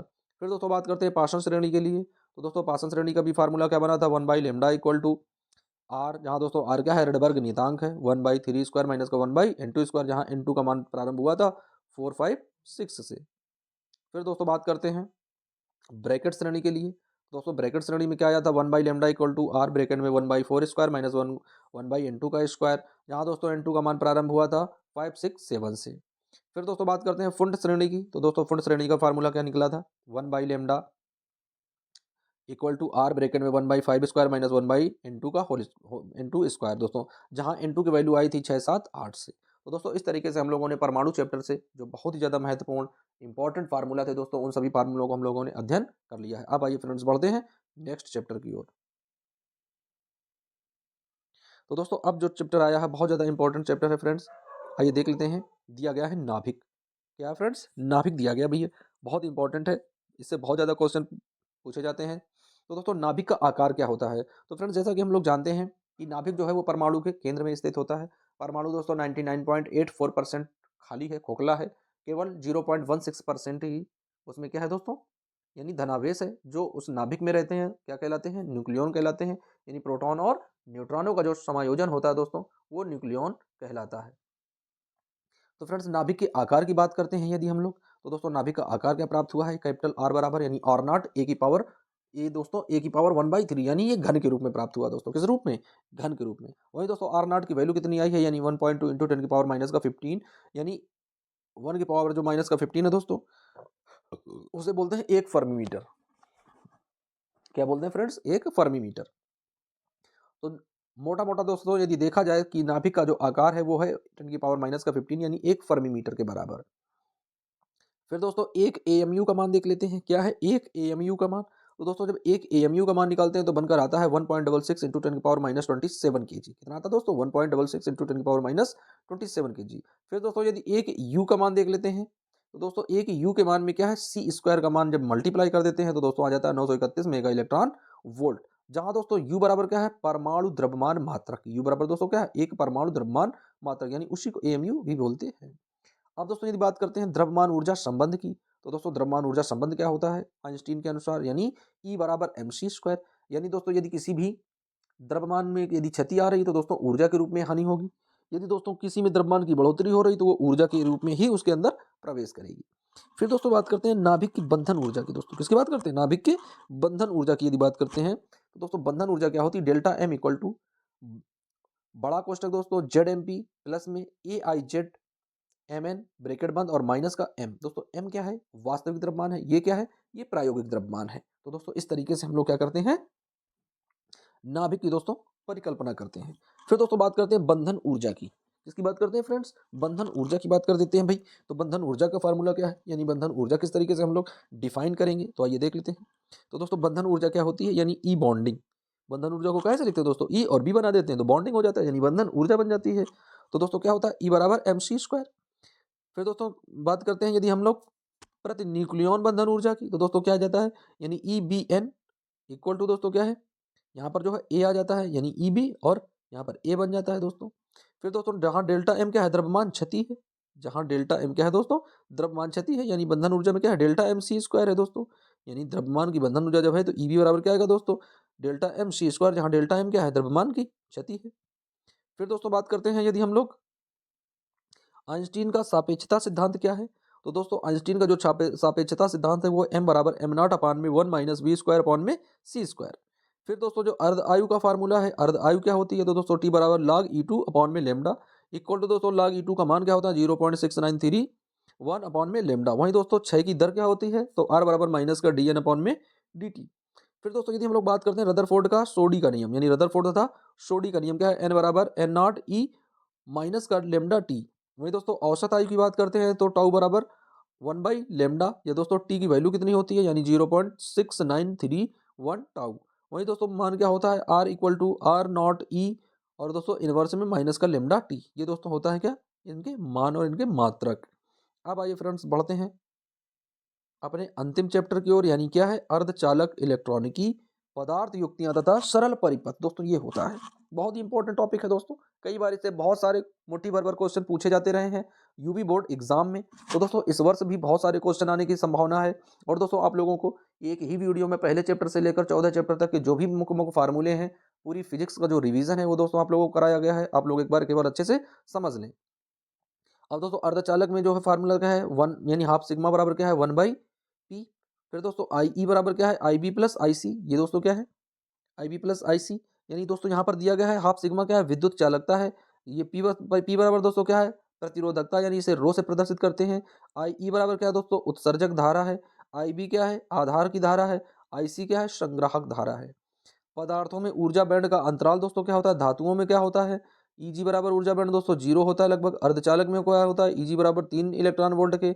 विद्युत रोधी काय के होते हैं दोस्तों, लगभग 3 इलेक्ट्रॉन वोल्ट के। अब दोस्तों आइए देख लेते हैं जेनर डायोड दोस्तों क्या होता है, क्या होता है जेनर डायोड किसे कहते हैं। तो दोस्तों आर बराबर V in minus V Z upon में आई जेड प्लस का आई एल। वहीं दोस्तों फ्रीक्वेंसी की बात करते हैं तो आ जाता है दोस्तों फ्रीक्वेंसी एफ बराबर 1/2 पाई, और दोस्तों रूट के अंदर आ जाता है एलसी, यानी एलसी परिपथ। फिर दोस्तों यदि बात करते हैं ट्रांजिस्टर के अभिलक्षण की, तो दोस्तों निवेशी अभिलक्षण क्या होता है, तो फ्रेंड्स होता है R1 बराबर डेल्टा VBE अपान में डेल्टा IB, और दोस्तों इनटू में क्या आ जाता है VCE। दोस्तों वहीं AC धारा के लाभ की बात करते हैं तो B बीटा AC के लिए क्या है दोस्तों, डेल्टा IC अपान में डेल्टा IB, और दोस्तों ब्रैकेट में क्या है VCB VCE। वहीं दोस्तों AC वोल्टेज लाभ की बात करते हैं तो AB बराबर क्या आ जाएगा, डेल्टा IC अपान में डेल्टा IB इंटू में R आउट, और दोस्तों अपान में R इन। फिर दोस्तों एसी शक्ति लाभ की क्या बात करते हैं तो दोस्तों बीटा स्क्वायर एसी इंटू प्रतिरोध और माइनस का लाभ कर देते हैं। फिर दोस्तों बात करते हैं यदि उभयनिष्ठ उत्सर्जक विन्यास की, दोस्तों किसकी, उभयनिष्ठ उत्सर्जक विन्यास में धारा की लब्धि की दोस्तों, तो बीटा बराबर क्या आ जाता है दोस्तों, डेल्टा आई सी अपॉन में डेल्टा आई बी, और दोस्तों ब्रैकेट बंद बाद में वी सी ई। वहीं दोस्तों आर आउट और आर इन क्या है दोस्तों, यह है प्रतिरोध माइनस का लाभ। फिर दोस्तों संग्राहक उत्सर्जक वोल्टेज क्या होता है, तो दोस्तों संग्राहक उत्सर्जक वोल्टेज क्या होता है, तो वी सी ई बराबर V C C minus I C into R L. वहीं दोस्तों धारा का स्थानांतरण गुणांक देख लेते हैं। तो फ्रेंड्स धारा का जो स्थानांतरण गुणांक है दोस्तों वो है अल्फा बराबर आई सी अपॉन में आई ई। वहीं दोस्तों बीटा यानी धारा का प्रवर्धक गुणांक देख लेते हैं दोस्तों, तो क्या है? तो फ्रेंड्स प्रवर्धक गुणांक है बीटा बराबर आई सी अपॉन में आई बी। वहीं दोस्तों यदि अल्फा का मान ज्ञात करें तो क्या आ जाएगा दोस्तों? तो अल्फा का मान आ जाएगा अल्फा बराबर बीटा अपॉन में वन प्लस बीटा। फिर दोस्तों यदि बात करते हैं हम लोग एन ई एन एन तथा दोस्तों एन आई का स्क्वायर यानी एन ई दोस्तों क्या है? इलेक्ट्रॉनों की संख्या है। एन एन क्या है दोस्तों? कोटरों की संख्या है। और दोस्तों एन आई क्या है? नैज वाहक सांद्रता वाले दोस्तों ये कोटर हैं। तो फ्रेंड्स इस तरीके से हम लोग क्या करते हैं इस चैप्टर में दोस्तों, अर्धचालक के चैप्टर में जितने भी बहुत ज़्यादा मोस्ट मोस्ट इंपॉर्टेंट चीज़ें थी उन सब चीज़ों का हम लोगों ने अध्ययन कर लिया है। तो फ्रेंड्स आप लोग पहले चैप्टर से लेकर और 14 चैप्टर तक फिजिक्स पूरा रिवीजन कर चुके हैं। फ्रेंड्स हम उम्मीद करते हैं कि आप लोगों ने जो अभी तक चीज़ें सुनी होंगी, जो चीज़ें अभी तक आप लोगों ने समझी होंगी, उन चीज़ों को बस केवल आप लोग एक बार अच्छे से सुने, अच्छे से समझें और एग्जाम में दोस्तों इन्हीं चीज़ों को अप्लाई करें। आप लोग 100% सफल होंगे। आप लोगों के अंदर से फेल होने का डर समाप्त हो जाएगा। दोस्तों अभी तक जिन भी बच्चों ने अभी तक पढ़ाई नहीं की है, जिसने अभी तक कोई फिजिक्स में कोई क्वेश्चन नहीं याद किया है, जिसने फिजिक्स अभी तक उठा कर नहीं देखी है, दोस्तों इस वीडियो को देखने के बाद आप फिजिक्स में केवल इन्हीं बातों को, जो चीज़ें आपने सुनी हैं, केवल इन्हीं सुनी हुई बातों को यदि आप लोग अच्छे से पेपर में प्रेजेंट कर सकते हैं, अच्छे से कॉपी में लिख सकते हैं, तो यकीन मानिए कि आपको फेल करने वाला कोई भी व्यक्ति नहीं है। आप बहुत अच्छे नंबर से पास हो सकते हैं। तो बस बच्चों आप लोगों को ये जो बातें आप लोगों ने सुनी हैं, इन बातों को आप लोगों को बस माइंड में अपने रिकॉर्ड करना है और एग्जाम वाले दिन दोस्तों आप लोगों को अच्छे से कॉपी में प्रेजेंट करना है। जो आप लोगों को फार्मूले 1-2 याद हो सके उन्हें याद करके उनकी जगह दोस्तों आप लोग फार्मूले भी लिख सकते हैं। तो फ्रेंड्स जितनी चीज़ें आप लोगों को बताई गई हैं उनमें से कम दोस्तों 70 से 75% क्वेश्चन आप लोगों के एग्जाम में फंसने वाले हैं दोस्तों।